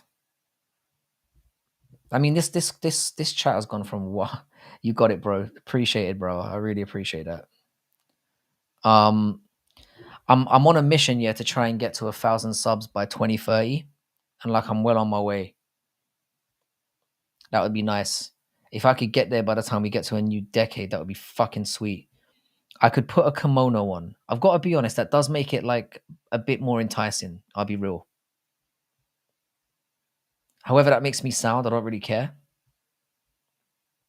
I have to, when I made this channel, I was like, no matter how fucked up or gay something sounds, just say the first thing that comes to your head or the first thing you think. Just be true to your original thought. And I got to be honest, that does make it a bit more appealing. I'm going to be honest. You're getting closer to the goal of being hired for this position. Nate Dogg was way better than Snoop in every way. Imagine if he was still alive today. And the thing is, Nate Dogg went out kind of cold. I can't really agree with you that Nate Dogg's better than Snoop Dogg because it's a fucking ridiculous thing to say. But Nate Dogg did have his niche. He had a sick voice on him, and he obviously did his thing, and he did elevate every track that he was on. But Snoop Dogg, man, it's Snoop fucking Dogg. Snoop Dogg is the guy. I feel like Chris, I just feel like you're trying to start beef right now, and it's really working. He died from a stroke at 41. Yeah, he went out really bad. Sadly, really, like way too young. I thought he was a little bit older than that, but I know it was a kind of a sudden thing. Yeah, Nate Dogg had the hooks. I'm not even saying Nate Dogg is shit. That's absolutely not what I'm saying. But comparing him to Snoop Dogg is fucking insanity, and I won't have it, sir. There's being based and there's being retarded, and we're dancing along the line right here at this moment. Chorus merchant. I mean, Snoop is a merchant of other ways. I mean, Snoop doesn't usually have his own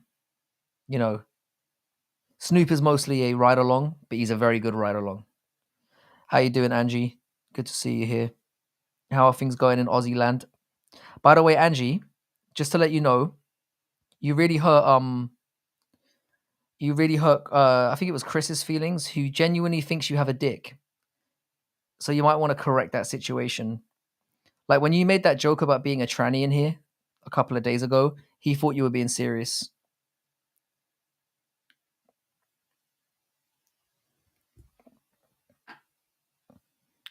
Yeah, you saying it's fucking cold in Australia makes me disbelieve that you're even there, because I didn't even think those people knew what cold weather meant. 1 minute left. What's happening in 1 minute? Snoop and Eminem lost me with the TDS. I don't know. I think you can I think with careers the length that they've both had, I think you can be forgiven of little missteps. Yeah, you're gonna have to prove that you don't have a dick. I mean, I would ask you to take my word for it, but I don't know how I can do that. I can honestly say that Angie definitely doesn't have a penis. I can honestly say that. But if she wants to keep that narrative going, that's completely up to her. Because I know that Chris was legit gutted. Well, there is the fact that you've had kids. That would be I could have led with that first. You have a kid, right? Singular. Anyway, back to the GOAT. Agree, Chris. Anyway, back to the GOAT. Fair play.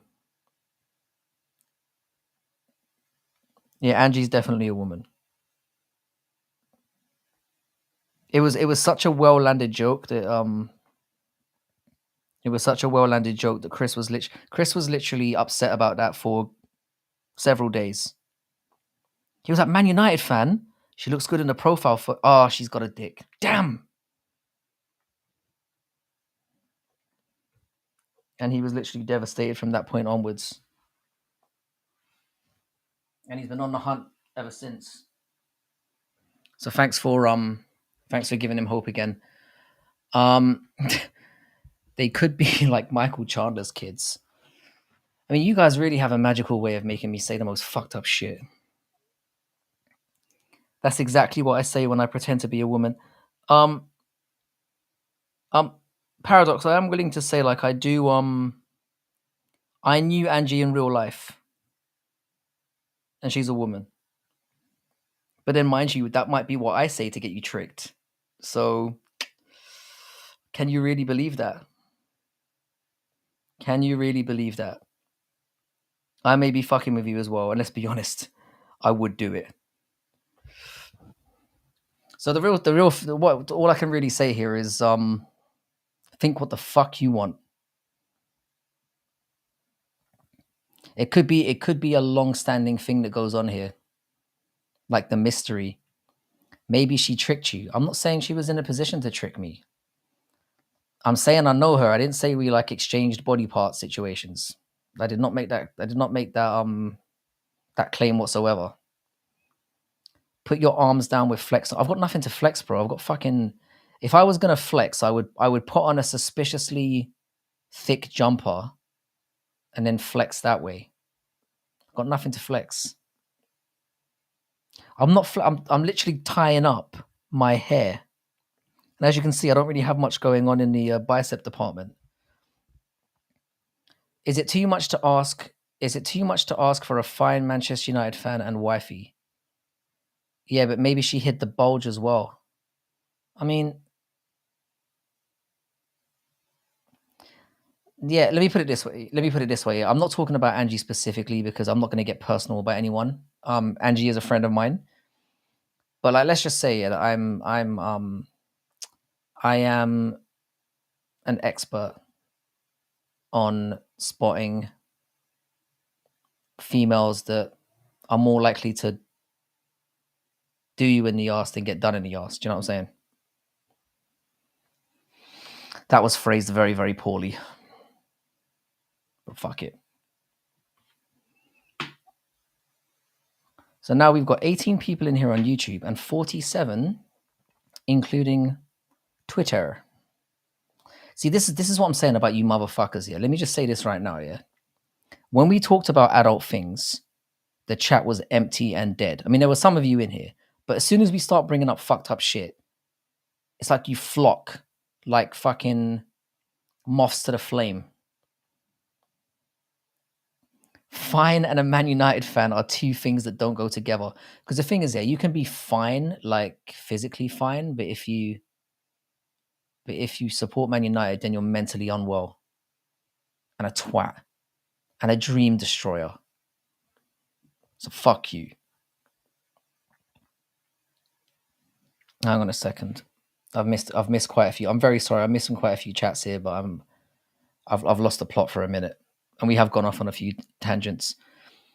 I love the aroma. You might be gay. If you've look, smelly fingers here. If you've been following me for long enough, then you know that that's a distinct possibility.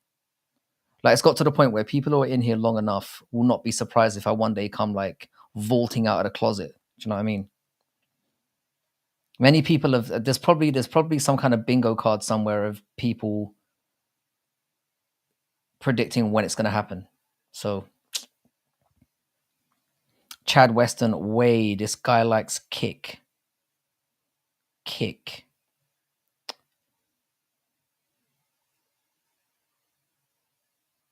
So hang on, I've gone way too far. Hang on a second. I'm so sorry, guys. My chat has gone like, I am way behind. There's no recovering it at this point. I don't like that. Angie, you're a certified female. We can be friends too. That's very nice. Frankie is a very good friend of mine. I'm glad that I profess to be a good friend of yours as well, because that could have been really embarrassing. You could have said Frankie's a cunt and I don't like him, and that would have been a red face moment. Is Chandler recruiting black kids because he wants a stable, explosive athletes he can train and manage? Project Woodley, just a thought. That would be the least sinister thing that I would that direction could go in, to be perfectly honest. Because I thought it was for way more sinister reasons than that. Of the list that I've made for sinister reasons of why Chandler has specifically adopted black children, and he did say that. He said that, I think the exact quote was that him and his wife were dreaming of having children of a certain... Antoine, you're not going to believe it, bro. As soon as you left, people just started saying wild shit. It instantly, I mean, bro, go back and watch it when you have a chance here. It was literally within 30 seconds of you leaving. It got racial, it got sexist, we started talking about guns and shit. It literally, I'm starting to think here that you are balancing the maturity of this chat far too much. It got fucking crazy. And Chris instigated it. I'm pretty sure it was Chris. It's always Chris. It's always Chris saying something, and then Smelly Fingers jumped in and started saying some shit as well, and we just went off the... Sometimes I'm responding to you, responding to the chat. I apologize. The thing is, it's my fault, yeah, because I've been going off on such a tangent, and I didn't realize that my chat had frozen, so I missed like every fucking chat. I was looking in the I wasn't looking in the screen chat, which is over here. I don't know if you... I was looking at my chat that I have in front of me, and I got like 60 chats behind, so I'm really sorry, guys, if I've missed stuff you said. I'm going to try and stay on top of it now. Yeah, Chris, I mean, you have no choice, mate, because it's just a fact. Whether you like the blame or not, it just is what happened. It's usually like you wait for me to be alone, and then you're just like, right, so pussies. Discuss, fellas. Where can we find the best pussy? And it just goes boom. So thanks very much. Because I like talking about these things, but I don't like instigating. All right, I've got to go. Much love for the shouts. Have a good night, everyone. And Frankie, you cunt. Despite what you just said, get over to Paradox to Chad one last time and check out his videos. He's new and up and coming, and he's funny as fuck. So get over there. Top lad. And we're definitely going to have you on here, Paradox, at some point. Chemtrails, look into it. Chemtrails. I've heard of this, and I will pick it up. Just scroll back up. Paradox, you don't want to know. Just know everything I say is a joke. To be honest, Smelly Fingers, I talk so much bullshit in here as well. I don't even know what's true anymore. Like, I talk a lot of shit. I'm not sure if my subconscious is just pushing these things out, if I'm joking or if I really mean these things. If I'm confused, I imagine it must be confused for you guys. But Smelly Fingers, I definitely need you back up in here because you definitely fit the profile of a fucked up bad MMA subscriber. You might end up being the alpha chat around here if things keep going this way. You might bump me out of my own channel. I will be your roommate, Paradox.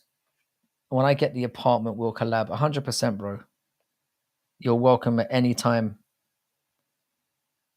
You're welcome at any time. Thanks for subscribing to Paradox, Angie. Please do watch his video on Stephen Thompson. It's really, really funny. Can you link it? I can link it. 1 second.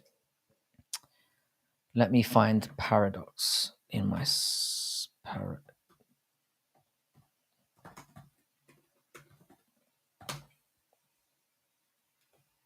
Hang on a second. Why am I clicking it like that? I can just go into my actual subscriptions. There we are.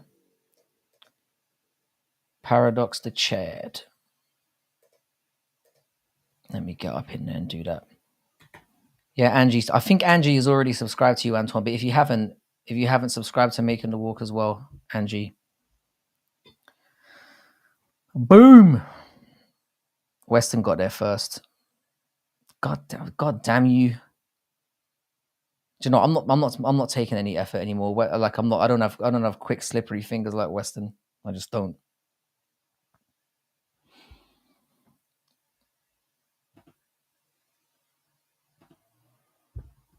Double link.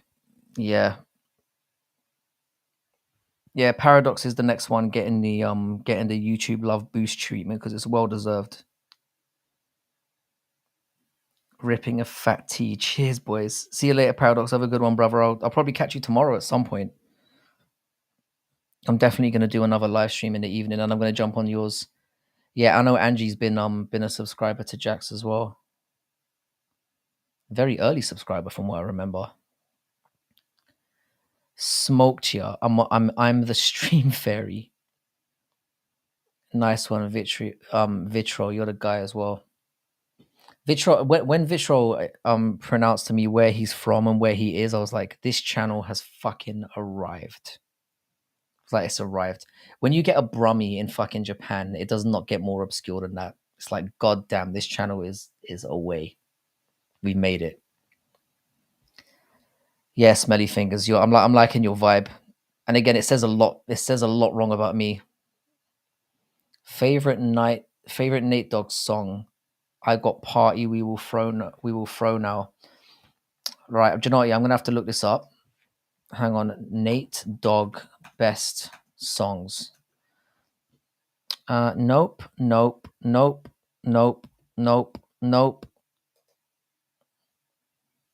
Jesus Christ, this cunt's been in so many songs. I would say Ain't No Fun. It's got to be Ain't No Fun for me. And I mean, if you ask me tomorrow, and you probably will ask me tomorrow, because let's face it, you're in love with Nate Dogg for some reason, and I don't blame you. So when you bring it up tomorrow, I'll try and have a different answer for you. Frankie loves Smelly Fingers. In more ways than one, sir. Yeah, Angie, you've been a great support. You've been there from day one. I appreciate you. Shake That 2 would be a second. Now, Ain't No Fun has to be the one for me. Soulfly. But this is the thing, yeah. This channel has gone crazy in the last couple of weeks, and I don't understand it because I'm a cunt. I don't understand why people enjoy. I think it's because you degenerates know you can say what you want in here and you're going to get away with it. Like people like ITP have respect for themselves, and I don't. I'm willing to risk getting. I'm not playing bro. You know my rules, Western. I don't play music in the middle of the night. Listen, if you're willing to come over and look after my son, then that's a different conversation. That sounded so wrong. Let's just take that back immediately. You know what I mean, though. I can't risk waking him up. He's been an absolute mare today. And riding in my car and I listen to the radio. I'm worried I'm going to kill someone one day by like somebody's going to say something in this chat that's just so like outrageous, and someone's just going to take their car off the road. Soulfly is a good tune, though. I mean, Nate Dogg's been in some bangers. As soon as I start streaming during the day, Western, I promise you, this is a long-standing promise to you. We will play as much fucking music as you want. Is your kid in school yet? Not yet. He starts in September, which is why you never see me during the day. Which is why I don't stream during the day. 21 questions. Nate Dogg's been, I mean, his discography is crazy. Nah, you're awesome, man. Don't put yourself down. You legend. Yeah, so like once September rolls around, I'll have a lot more free time during the day, assuming I don't sleep through it. Use it to catch up on sleep. 21 questions is mint too. Yeah, you can't go wrong with old Nate Dogg, and he was definitely taken from us too early. But comparing him to Snoop Dogg is just insanity, mate. Can't lie. You guys are proving my point that Nate was better than Snoop. The thing is, though, they're just so wildly different as well. But I can understand the comparison because Snoop Dogg's kind of known more. Whenever people think of Snoop, I don't think they think of him as like an individual person. They're more like he's kind of a hop along. And Nate Dogg did bang out a little bit too. I mean, his voice was next level. But Snoop, you can say the same thing about Snoop. They have their own distinct, their own distinct flavor. We'll put it that way. I'm gonna binge some early OTS rap when you end the stream on Hood. Damn straight, brother. I still need to go back to that stream of recommendations you guys all did for music. I might just have to start some kind of Discord or something where we just throw things like this up just to I don't really fuck with Discord, but I feel like it would be easier for me because we talk about so many interesting shit on this stream. And then I don't have time to go back and watch myself from the beginning because it's just, I'm literally producing 18 to 21 hours of video content a week now, doing live streams, and going back and listening to it is just the most narcissistic thing I can imagine. I don't really sit there and listen to myself talk to, which is essentially just me just talking or just hearing my own voice. I haven't reached that level of narcissism yet. Yeah, I've never jumped on Discord. I'm not really too big on it. But I feel like maybe I need some compromise in between where we can just throw stuff up. We can summarize what the fuck is going on. Nah, man. In MMA fans, Snoop Dogg is John Jones and Nate Dogg is Tyron Woodley. Oh man, if that doesn't put a full stop on that conversation, then I don't know what does. Holy shit, Chris, you just got 10-7'd. Hard. But the thing is, Chris, I'll give you credit, yeah, because like even making this something that people was willing to talk about was an incredible achievement. Yeah, Snoop had like individuals back in the day that just... I know Nate Dogg made albums as well, but he didn't make an album that was like, oh shit, right, you can make it. The only way that I'm gonna get anyway, it's gonna be you lot. Like it's gonna be having the most, because what you want when you've got like a community is you want fucked up people that will go to bat for you. And that's what I need, man. I need some fucked up motherfuckers. The more like based and fucked up, the better in my point.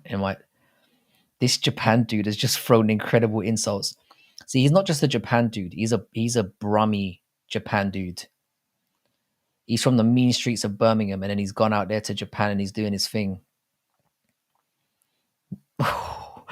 Oh, Uriah Hall's worse. It's like he picked you up to offer you an olive branch and then just elbowed you straight in the face again. I got Snoop Dogg's cookbook. It's better than his whole rap career. Ooh. I don't even know what to say to that. That was pretty severe. Yeah, Uriah Hall's even worse. What the fuck? That was exactly what I was thinking. I was thinking that, it's like, the whole like backhanded compliment thing. It's like willing to offer you like a way back into the conversation and then just Yeah, that was a downgrade. I hate Birmingham now. Chris Gray's like, he had Birmingham on his list of places to visit in the UK, and he's like, fuck that place.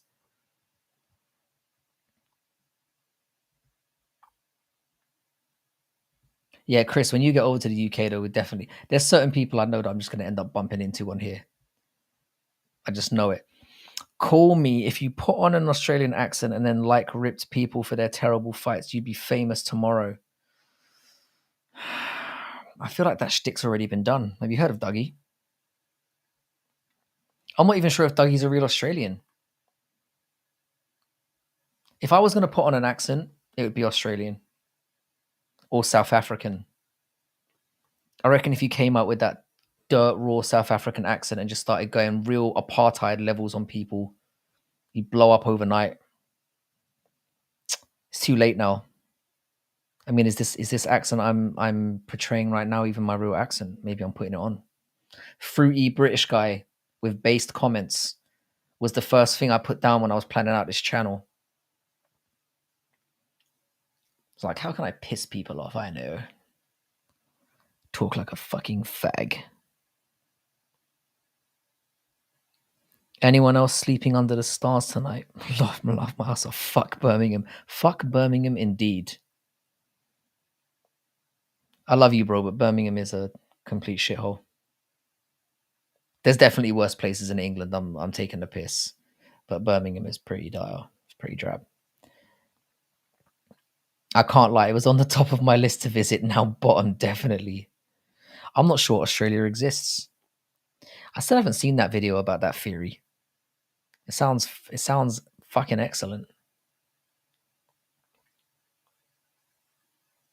I'll tell you something though. We talked about stars before, yeah. I didn't know yet. I was genuinely ignorant to how many stars you could see on Earth until I moved to the country. And then I was literally living in London. I could see like 10 stars. That was the peak. You could see like Orion's belt and then a few like sprinkled out between, and that was it. I moved to the country and I'm like, fuck me, they're everywhere. And I mean, I learned about it in school, but I thought they were talking bullshit. So I'm like, I've only ever seen 10 stars. They're definitely lying. All clouds here tonight. You usually get pretty smooth weather though, from what I understand. You're usually doing pretty well. You guys have got to help me because I just started talking about the weather. We need to fix up right now. Because we're going to be talking about the weather for the next 10 minutes. I'm going to have to duck early. You guys need to give me a based reason to stay, to hang out. The earth is flat, yo. Yeah. We're going to actually do a conversation about conspiracy theories. Because we got into it about the moon landing at one point. Because as I was saying to the chat a couple of weeks ago, I got dragged. I went to go and see something with my son in London. It was supposed to be something else. It was supposed to be like an art exhibition, which I absolutely did not want to go to. But then I got roped. But then that thing turned out to be cancelled. And then they were showing like a Tom Hanks narrated moon landing thing where they had like this massive room where they had screens everywhere. And they showed like interviews. And I was always of the opinion that the moon landing was complete bullshit. And now I'm like, I still think it's bullshit, but yeah, they have a case. It was like the conversation we were having earlier. It went from being an utter robbery to being, was it just a bad decision in terms of the moon landing? So, but seriously, YouTube Eric Dubay. Let me chuck this in. I never turn down people's recommendations. Eric Dubay.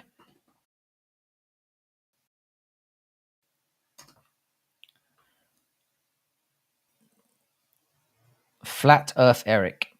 All right, I'm not going to subscribe, but I will chuck reincarnation or reincarceration. All right, so I'm gonna put this onto a watch list, and I'll give him a couple, and we'll see how it goes. So I'll open one of the videos there, and I'll give him a chance, and we'll see how it goes. Hang on a second. Let me get back to the chat. Sorry, boys. My chat has now gone mental. Oh man, hang on a sec. Have I lost it? Shit. Hang on. Fuck. Oh, I see what's happened. There we go. Oh man, I've absolutely lost the entire chat now. I can no longer see the chat, but hang on.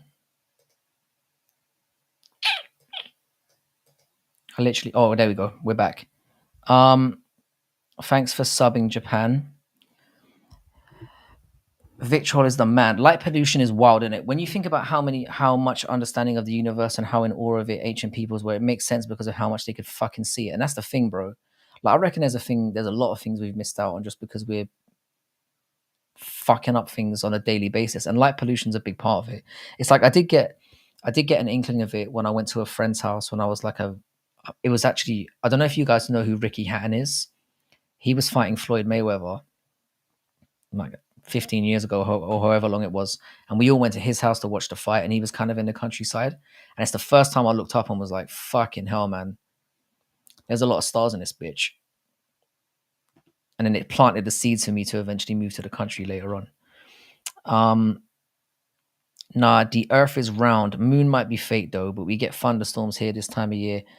The moon being fake, that's an interesting conspiracy theory that I would like to explore. Could be an ancient satellite, because the way that it does, I mean, it is a satellite in one form or another anyway, seen as a natural satellite, but it could be like an alien-made piece of shit, like that is there to regulate our seasons and our tides. Interesting. The conversation about Black Betty having the fattest asses. Black Betty's having the fattest asses. That is certainly a conspiracy theory that I'm willing to talk about any day of the week. I'm willing to, as we know, I'm willing to talk about asses at any time. Did you end up listening to any JD Bossman? I have not. But like I said, if you throw some recommendations up, I'm definitely happy to get into it. Look up Crater Earth Theory. It's crazy interesting.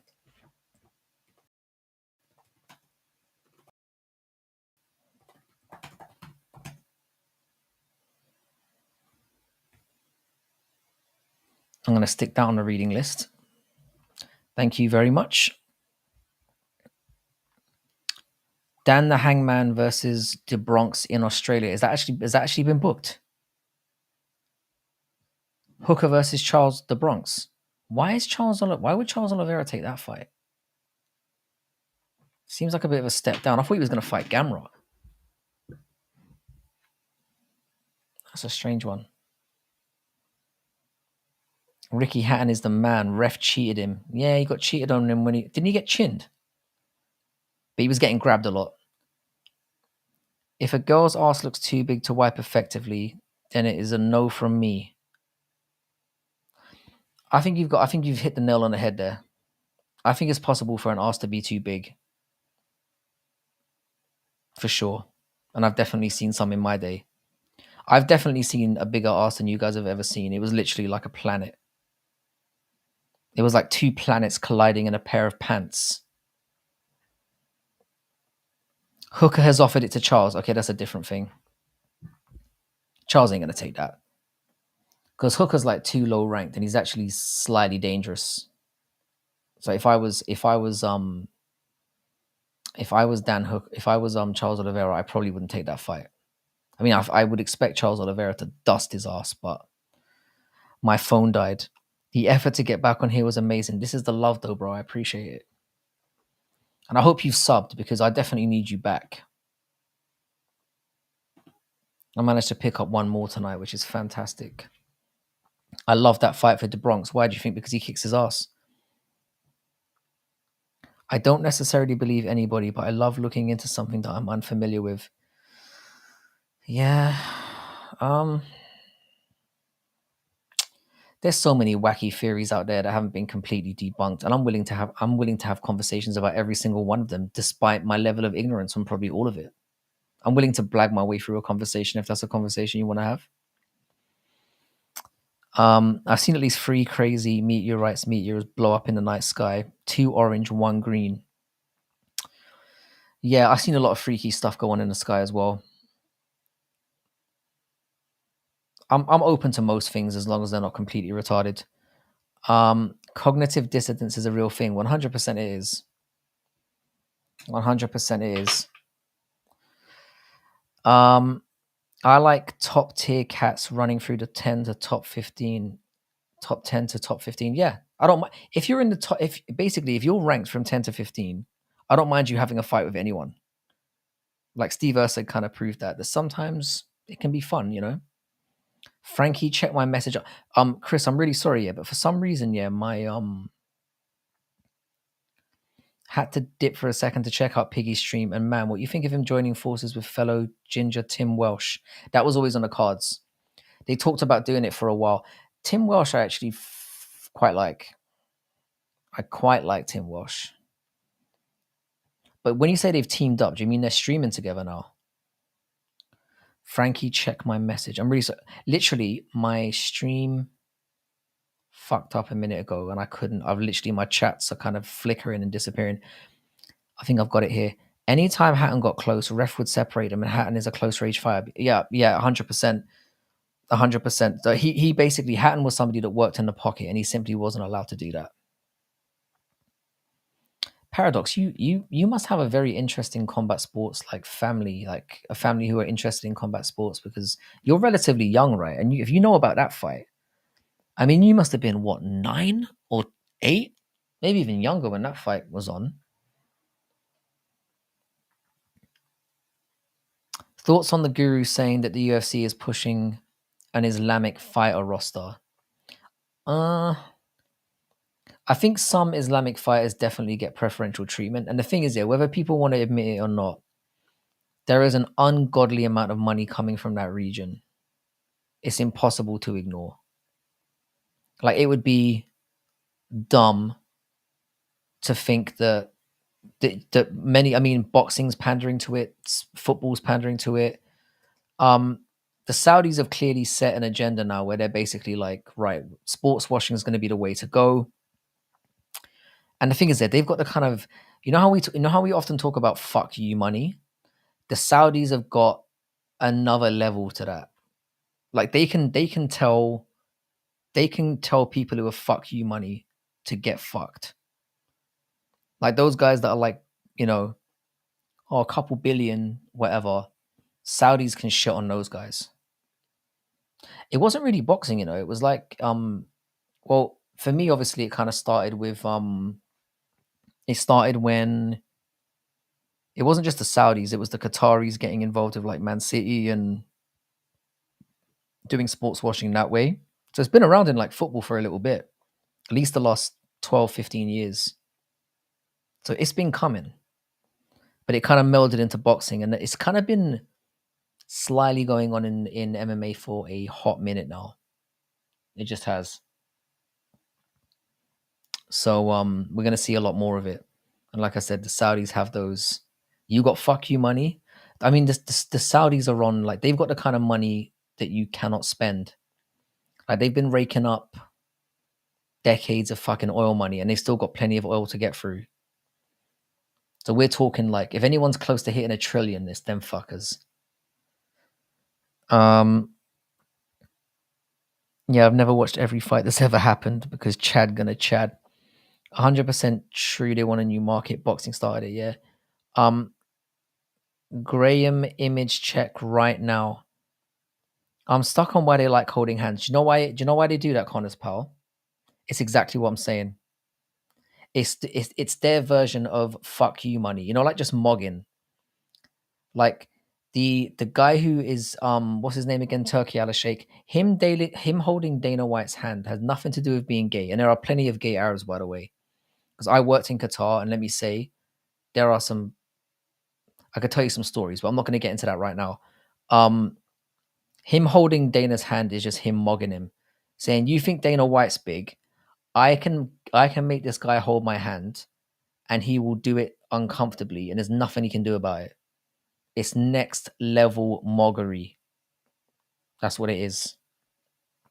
It's like, you're gonna hold my bitch hand, and you're gonna. I bet you he could get Dana to give him a hand job.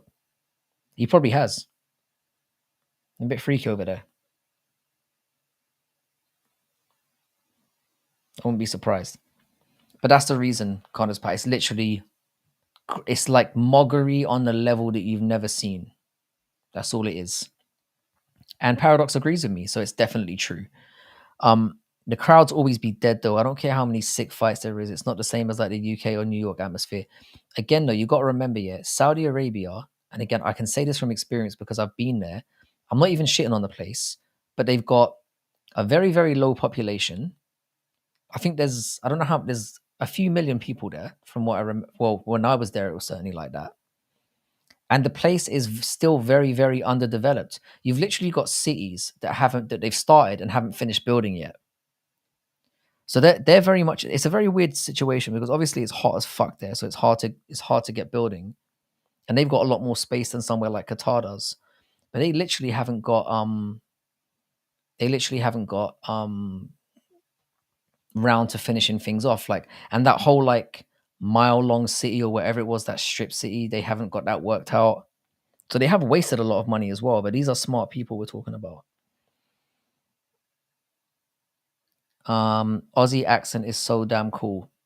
Aussie accents sound funny to me, and like, and I don't even mean that in a bad way. I mean, like, when things are said in an Aussie accent, they are automatically elevated to a lot funnier just because they're in that accent. It's like what Conor McGregor's accent has. Like, people I've known that have an Aussie accent or a South African accent, when they come out with certain things, it's just funny because of the way they say it. And that's just how it be. Yeah, Dana definitely bobbed up and down on that dick, 100%. This is my house. I lead you around it. That's exactly what it is. It's him showing him who the fucking daddy is. Like, literally, these boxing simps like Eddie Hearn and Frank Warren, they are literally lapping around him like little fucking, you know, like in what was it, in Prison Break, when you had like the dude would take out his pocket and make a dude hold his pocket and walk around with it. That's what it feels like with Eddie Hearn and Frank Warren and others to the Sheikh guy. He's like, take my pocket, little bitch, and walk around here with me in front of the entire world. And then what he's going to do, he's going to take his moggery to the next level. And apparently he's planning out on buying all their organizations and just smashing them together. And the thing is, yeah, if he chooses to do something like that, they're going to come out talking of, no, man, there's no way we're going to, I guarantee you, yeah, he's got the kind of fuck you money where he can make them an offer that they literally could never refuse. They're just at that level. So if he wants to do something, there ain't no stopping that. If you're Eddie Hearn with Matchroom, for example, and he says to you, I'll give you 5 billion, you're selling that tomorrow. Nobody's turning down 5 billion. Hope he's not Diddy and Dana. I hope he is. I hope he is. I hope he's put Dana through the kind of humiliation that Dana has put through his fighters. You've got to pay the piper at some point. I hope he's ratcheting that asshole right now, to be perfectly honest. I'd have no sympathy. No, Northwest, I'm here to tell you, brother. I've got something to tell you. You think you don't have an accent. I used to think this being a British person, yeah. I used to think that I had no accent. You only really become aware of your accent when you hang around with other people that have accents. And then you're like, hang on a second. Or for me, yeah, it was when I went to I used to go like on family holidays back to Ireland, and they used to say that I sounded like a homo. So they were like, God damn, you overpronounce everything, don't you? It's like, and then I became aware that, hang on a second, I do sound like a homo. And it was a very sobering experience. Everybody has an accent, brother. That's the kind of American arrogance that I'm kind of used to. It's like, we have the standardized accent, and all of you fuckers are all the weird ones that sound like, you're all the foreigners, we are the standardized world accent. Get the fuck out of here, bro. But yeah, it's an unfathomable level of moggery. Hang on a second. Muslims don't get loud. 100% being diddled, 100%.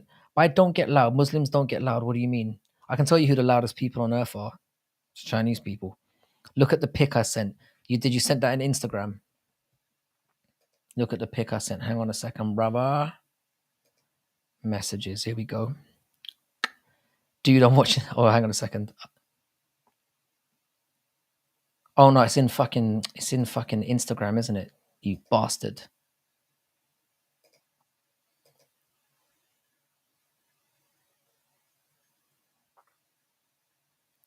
Yeah, Jay-Z, if you're still in here, I just got your message and I appreciate you, brother. And I'm glad you turned up. All right, WMC. Oh shit. I'm not gonna lie. This isn't right now, is it? I feel like I might have to. You don't mind if I show this? Obviously, there's nothing too Hang on a sec. This is what Weston's showing me right now. I feel like what I'm going to do is I'm going to take a nice picture of outside my... Hang on a second. Let me see if I can even open this. Oh, window. There we go. I mean, it's nice.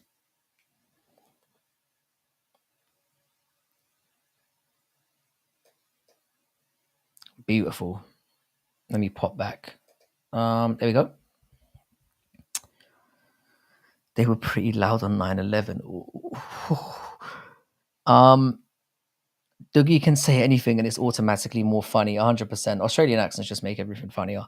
I low-key respect that. Remember Islam hushing the crowd after KOing Alexander. It's respectful. Yeah, I didn't see it that way. Fake news, pal. 9/11 was an inside job. Paradox gets a chubby when Dougie says, didgeridoo, mate. Didgeridoo, mate. That's the worst Australian. I swear to God, I can do a better one. I've heard of East Coast accents and down South accents. I have neither. My accent is bipolar. I love that. But yeah, everyone has an accent. You don't sound like a homosexual, bro. You sound like someone who's educated and you can announce and pronounce their name. And you sound like an educated person. Bro, that really, you are, I can't figure you out. You're like a really nice human being. Nobody's nice to me on here. You don't understand. You're throwing me off. But you can sound like an educated person and a total fag. But the two aren't mutually exclusive. But I definitely am somebody who over enunciates, which is like, I'm not complaining about it. Like I'd rather sound like this than sound like an uneducated fucking trash bag. I'll take it. Man, stop talking about accents. I'm Canadian. I do love a Canadian accent. I got you, Weston. Canadian, that ain't that bad, Chris. You're not Georgian. You ain't got Tiberia's accent, Chris. Yeah, that's from a few years ago. That's beautiful. It's a really nice picture. Gay. It's pretty tough, but you're right. It's not Georgian. I got that, I guess. Thank God. Ah, Chimaev needs to pay for yelling "kill, kill, kill" on 9/11. Yeah, Chimaev didn't get a lot of heat for that. I'm surprised. He's got a way of saying a few things that were definitely, let's just say, a tiny bit out of pocket. All right, boys. I think with you guys in here, I am going to ask you guys a favor. At some point, I think I'm going to need some chads in the chat to do some pretty hard work for me in terms of helping me get the subscriber count up to this extent. But I will say this: we only need fucked up people like us in here. So if you encounter people that have certain sensibilities and are willing to have that kind of sense of humor, and they're willing to talk about anything and not take it too seriously, send them over here to bad MMA math. And let's get this going. To be fair, if this channel ends here at this level with you motherfuckers in here, I'd be very happy with that. I would be very happy with that. The Jews hospitalized him for that one. That might be it, Maybe they've been spiking him. It's all making sense now. I didn't even consider it. Makes perfect sense. I totally have ulterior motives. I've only known you for like 20 minutes, smelly fingers, and I've got no doubt about that. And I don't care. It's been a pleasure having you in here. I think I'm going to have to wrap things up pretty soon, though, because, again, I only planned on coming on here for like 2 hours, but we're going to nearly hit 4 again. And that's down to you chatty motherfuckers. So I appreciate it. I think I'll maybe hang out for another couple minutes unless things really start melting off again, and then I'll try and stay for the full 4. But if there's anything in particular you guys want to talk about, and as I've said, if you are new here, please do subscribe. It would be nice to get as close to 800 as possible. I've kind of been between 700 and 800 now for a little while, and I would like to get as close to that number as possible. Be sweet.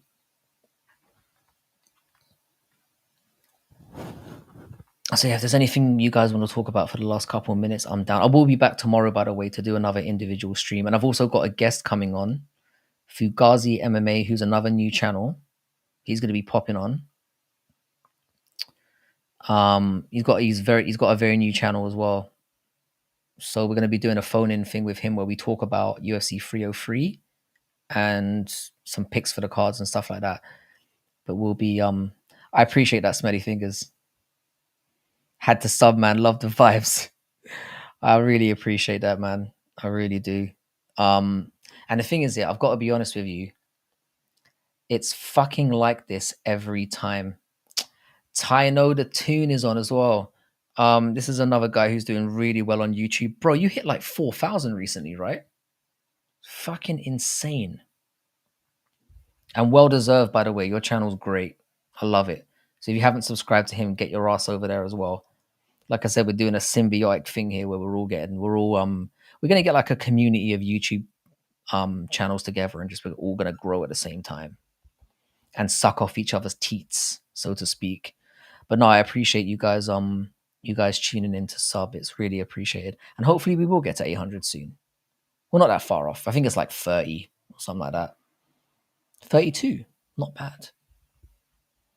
I never thought I'd ever get anywhere near here, to be honest. So I'm fucking over the moon. I'm surprised Guru's evil twin made that call out saying he will take a dude's heads off with a massive shooting happened in Dag. Who's Guru's evil twin? Maybe I missed something. Gonna go and watch Tyron Woodley interviews and press conferences. Peace. That's the kind of thing they show in Australia, in Russian death camps or torture camps. It's what they use to get information from victims. They just throw on a T Wood's rap album.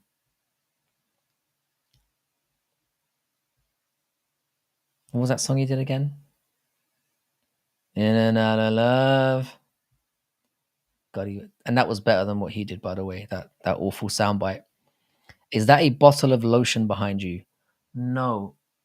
It's a bottle of Toki Suntory whiskey, which I picked up. I usually I'm down for Japanese whiskey. And this is one that I saw recently, and I'm like, you know what, I'll give it a go. And I started like necking it live on stream because Chris Gray dared me to. And I'm what's that word they use for people that are like little cucky followers? I'm easily influenced. Let's put it this way. I dive into peer pressure very, very easily. And he was like, drink the bottle now. And I was like, yes, sir. And just started like drinking. But that's it. It's not, it does look like a lotion bottle, but it does happen to be mid-level whiskey. Goes down pretty smooth. Nice to see you here. Good vibe. The best way to grow a channel is to search the name in the YouTube search bar. That's fucking sick advice, bro. That's fucking sick advice. I thought it was basically say the most fucked up shit imaginable and do what like Bill Burr advised us to do and just basically try to insult everyone at the same time and just watch them flock to you and call you a cunt. I just can't bring myself to do that. If somebody calls me a cunt, which they often do, I want it to be because I'm being true to the cunt I really am. I want to be called a cunt based on my true beliefs. That is the dream. I don't want to just throw shit out there that I don't really think. And then I can go back years later and say, well, I was saying it because I wanted to be big on YouTube. But good to have you. Good vibe. I'm going to call you good Vib. Or do you want to be called Good Vibes? Actually, if you're going to be a regular in here, you can throw something up now, and I'll call you that from now on. But just don't write daddy or fucking boss or you are an honest man, and that is obvious 100%. I feel like that's better. I mean, I feel like I've reached a point of no return in that regard. Like the only things I don't talk about are good vibe. I'll call you Good Vibes. The only things I don't talk about are like my marriage situation, because I don't want to be insulting to that person, and what my kids' names are, and that's about it. Everything else is off. Everything else is up for debate. I'm back. I snuck out of bed. I'm hiding in the office. Crystal, this is the thing, yeah. Because you're obviously part of the farming community. This is usually when get up time is, right? Or have you not been to bed yet? And I appreciate having you here, by the way. Crystal's another one, yeah. For some reason, whenever you turn up, the conversation just goes, and I really appreciate you for it. Because I don't want to have some normal channel where we just talk about boring fucking shit all the time. I do not want it. So I'll tell you what, I'm going to hit 4 hours just because going back and looking at my videos and seeing like, because there have been like 7 videos now in the last week and a half where I've gone 4 hours, and it's like, it just looks nice. It's just a nice little, where did you come up with the name Bad MMA Math? It's a good question. No one's ever asked me that, actually. It's basically because when I used to make picks by myself, yeah, I used to use stupid math logic, bad MMA math logic, in order to make picks. So it's like, that guy beat that guy, so obviously he could beat that guy, and it was that kind of. So I figured it was like a nice way of introducing how I was, because my plan on YouTube when I started out doing MMA content was to be like, right, I'm going to be a boring cunt. I'm just going to make predictions for cards and then I'm going to react to them. But I'm just going to say how I honestly feel about people. And if people get upset, then fuck them. And that was my whole shtick. And it was me hiding behind a PPT and just using my bad MMA math brand of picking fights to get started. And that's kind of where it went. So if you go back to my earlier stuff, like, I'm not on camera, I'm just hiding behind a PPT saying really fucked up stuff about fighters and why I think they're going to win or lose. See, the thing is, it's not even statistics in terms of numbers. It's more like abstract math. So it's like I said, that guy beat that guy who beat that guy, but he couldn't beat that guy. So I think that guy's going to win. It's that kind of thing. It's retarded mathematics, basically. So it's kind of like a play on just how fucking hard it is to bet. And that's just where it was. Sharon Magomedov called out someone saying he would unalive them and take their head, especially after the mass shooting in Dag. Did he really say that? I don't know. If you can throw me up a link or something, because I don't know. He seems like a kind of a chill dude. Especially with Khabib harboring them. Yeah, this Khabib thing's going to be interesting. Khabib's already come out with the, well, I only met him the one time, brother. That bullshit. I do not know this man, brother. Which is just, it's weak. Do you know what I mean? It's like when I was saying this in Brutally Honest MMA stream earlier on. It's like when Bill Clinton, when they asked Bill Clinton, they're like, so do you know Jeffrey Epstein? And he was like, kinda. And then they were like, well, it says here that you've been on his plane. Is this true? And he was like, I don't know, maybe 3 or 4 times. And then literally it's been like 500. No, more like 50. But do you know what I mean? It's just a bit. If you're going to say he's been there one time, you might as well go all in. If he'd come out and just said, look, man, like, there are many people that come in and out of these gyms. I don't keep track on all of them. Like, and even if we do a background check, there are going to be things that slip under the radar. You don't know what people are going to do. Fuck off. I'm not a terrorist. And just left it at that. But he was like, he's been there one time. I don't know who he is. And it just adds more, when you're talking shit to it. Always pick the guy I want to win. And no matter what, 9 times out of 10, that person loses. What I do, Smelly Fingers, when I bet, and this is a surefire way of being happy on a weekend, I always bet against people that I like. So if I think someone's really awesome and I love them and I want them to win, I bet against them. So that I'm like, but then the weird thing about that is it works up to a certain extent. But if I get to a point where it's like, oh shit, this parlay is actually going to come through and I'm about to get like $5,000, I find myself rooting against the people that I love. Because let's face it, money over friendships and bitches and pretty much everything. So I hope you've learned something today. See, I should be writing threats for these MMA fighters. I could do way better than that. See, Crystal, Crystal, you're not taking it. I'm going to say this to you now, Crystal. You're a woman on YouTube that has very male-centered opinions. You need to be taking advantage of that. You could blow up overnight. It's like this. what's her name? MMA Fairy or whatever the fuck her name is. She's going to be humongous in about a year. Because men are dumb and we like sports. And whenever a woman enters our space that knows what she's talking about, the sky is the limit. The sky is the limit. You need to take advantage of that and be shameless about it. If I was a female, I'd be doing that. If I was a female, I'd be doing a lot more than that. I'll put it that way. You can read into that whatever you want. So whoever I want to win, just bet against. Yeah, that's exactly what I was saying. That's exactly what you should do. I will send you on Twitter like I did the Guru reading True Geordie's DM. Yeah, thank you. Thank you. I haven't watched the True Geordie video since then. There was one that popped up today, and I was like, I can't watch this now. I'm still thinking about shit and fucking him asking to get fucked with a 10-inch black dildo. Thanks a lot for that, cunt. I was a solid subscriber of his for what feels like a decade now, and you've just fucking ruined him. I was trying to avoid it. Wait till the whole Muslim versus Jew thing pops off in the UFC. It kind of did already with what's his face.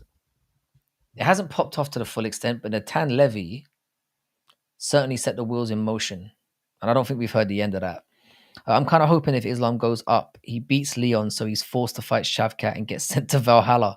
You see, you're thinking of the bigger picture, and that's what I like about you, sir.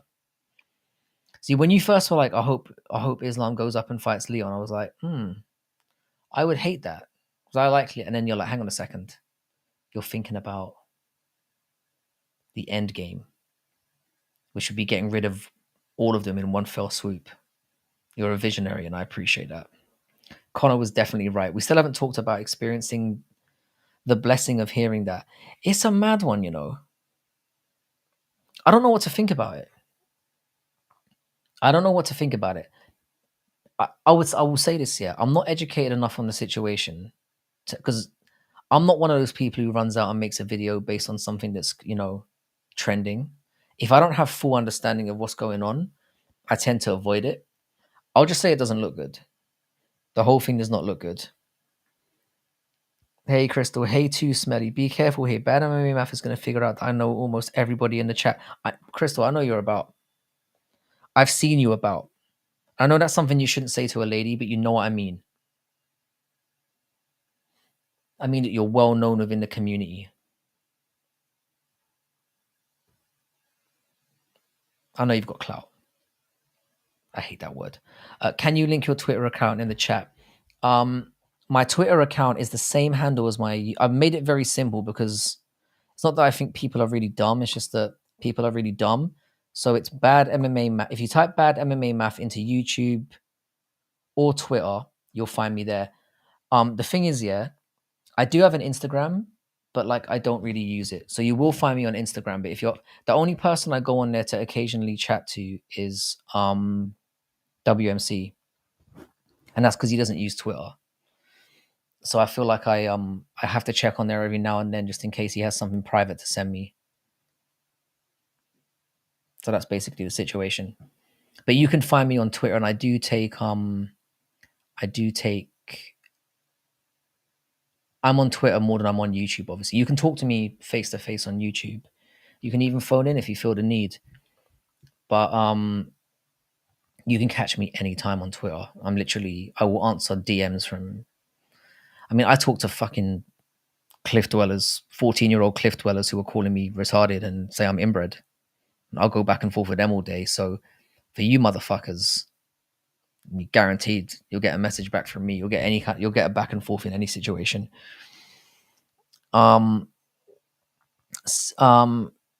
Chris, you have a point. See, I only know enough about MMA to speak up every once in a while.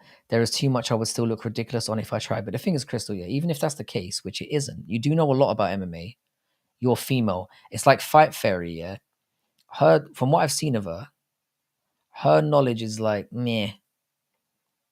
Like, she's not terrible. She knows some stuff. But if the male fan base can see that you clearly know enough to have a conversation, it's enough. Because there are let's put it this way, like, look. Nina Drama, yeah, is a empty-headed bimbo, and look how big she is. We made a video about it. I mean, she has developed to become have a bit more substance to her. But when she entered the MMA space, she was awful. Awful. She had no good ideas for segments, and she was basically, you could see in the early parts of her MMA run, she knew nothing about MMA whatsoever. I still think she's whack now, but I can see why people get involved. As a female in the space, like I said, you've got to shamelessly take advantage of that. I got to free download Twitter. I had way too many. I will say this, yeah. I do my feed lately has literally been inundated with Indian politics. I've got nothing against Indian people, but like, I don't want to hear that shit. Yeah, the thing is, yeah, like and once they're following you, you get a lot of, and they will spam fucking, because a lot of it's bot in it. They will spam like, whatever. Like, I'm not going to get into the specifics of what they spam because it is quite varied and it's not. Yeah, let's just say that I don't fucking like it. It is an issue, certainly on Twitter. They need to do something about that because it is fucking jarring. They look better with clothes on than without. You mean women in general? Or do you mean Indian males? It's definitely not Indian males. Yeah, I think I'm going to wrap it up there, my lovely people, because it is 4 o'clock in the morning. Oh, Nina Drama Tits. She does have fantastic, what do we call them? Without sounding like a... Her Playboy nudes are mid. Yeah, I mean, it's a woman, isn't it? I mean, how excited are we going to get at this point?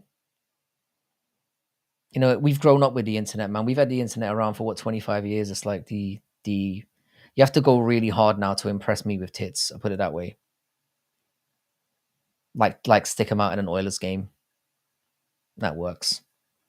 Basically, you've got to pull them out now in unexpected situations, or I'm just not interested. I don't want to see it in like a perfectly normal situation. It's got to be like, you're walking down an aisle in a supermarket and someone just randomly, bam, and you're like, yep, there we go. We're back, baby. You've got my attention. It's so weird they ruined the internet. UGH is the season for politics. I don't know why I can't say it like it is. Vote for the person you hate the least. That's what voting is, though, isn't it? It's basically like, who is the person that I think is less of a bellend? And then you go for that person. Do y'all want to do a stream raid? Absolutely. Crystal, if you want to set up a stream raid, Relarious should still be streaming right now. They're playing a game called Dirty Mind. Please tell me more. That sounds good. Laugh my ass off, right? She has to fight a cobra with those titties. That would be impressive. That's what I'm saying. You got to mix it up now. You can't just have titties and get ahead in the game like the good old days. You got to bring a little bit more. But anyway, all right. I'm gonna head off. We have hit the 4-hour mark. Much love to all of you. Thanks to the new guys who came in, new and old. Smelly Fingers, it's great to have you around. Chris Gray, you're always fucking solid. Crystal, it's great to have you here. Who else have we got that's been hanging about? Good Vibes, thanks for coming in as well. It's really great to have you here, and thanks for contributing. Connor's Bow, great to have you here as well. I think I've seen you in here once or twice, so hopefully we'll get a lot more of you. It was nice to have your insights as well. If there's anyone else I've forgotten in the immediate, I deeply apologize. Obviously, the usual guys like Vic Troll in Japan, and obviously Tino and Paradox. Get over to Paradox. I'm going to keep plugging him because if we keep encouraging him, it's going to be great to get his channel up and running fully because he's got a lot of potential. So yeah, thanks to all of you. Much love. And I'll catch you tomorrow. I'll be back on the same time. I'll probably be here about 12 o'clock on, well, tomorrow. Angie, you too. Ciao, ciao. It's good to see you as always. You're always welcome. 1 second. The biggest pervert you can be in his stream and nobody's going to block you or time you out. See, that's the kind of, that to me sounds like a utopia. Take care, Chris. Take care, everyone. Much love. I will see you tomorrow. Reelerus. So get over to Reelerus. Crystal, I can't do it right now because my YouTube isn't open, but I'm definitely going to mod you at some point so you can just post stuff in because I think you've proven you can be trusted. And Chris Gray, you're on the way to getting the same treatment. I'll see you dudes soon. In a bit, guys. Thank you.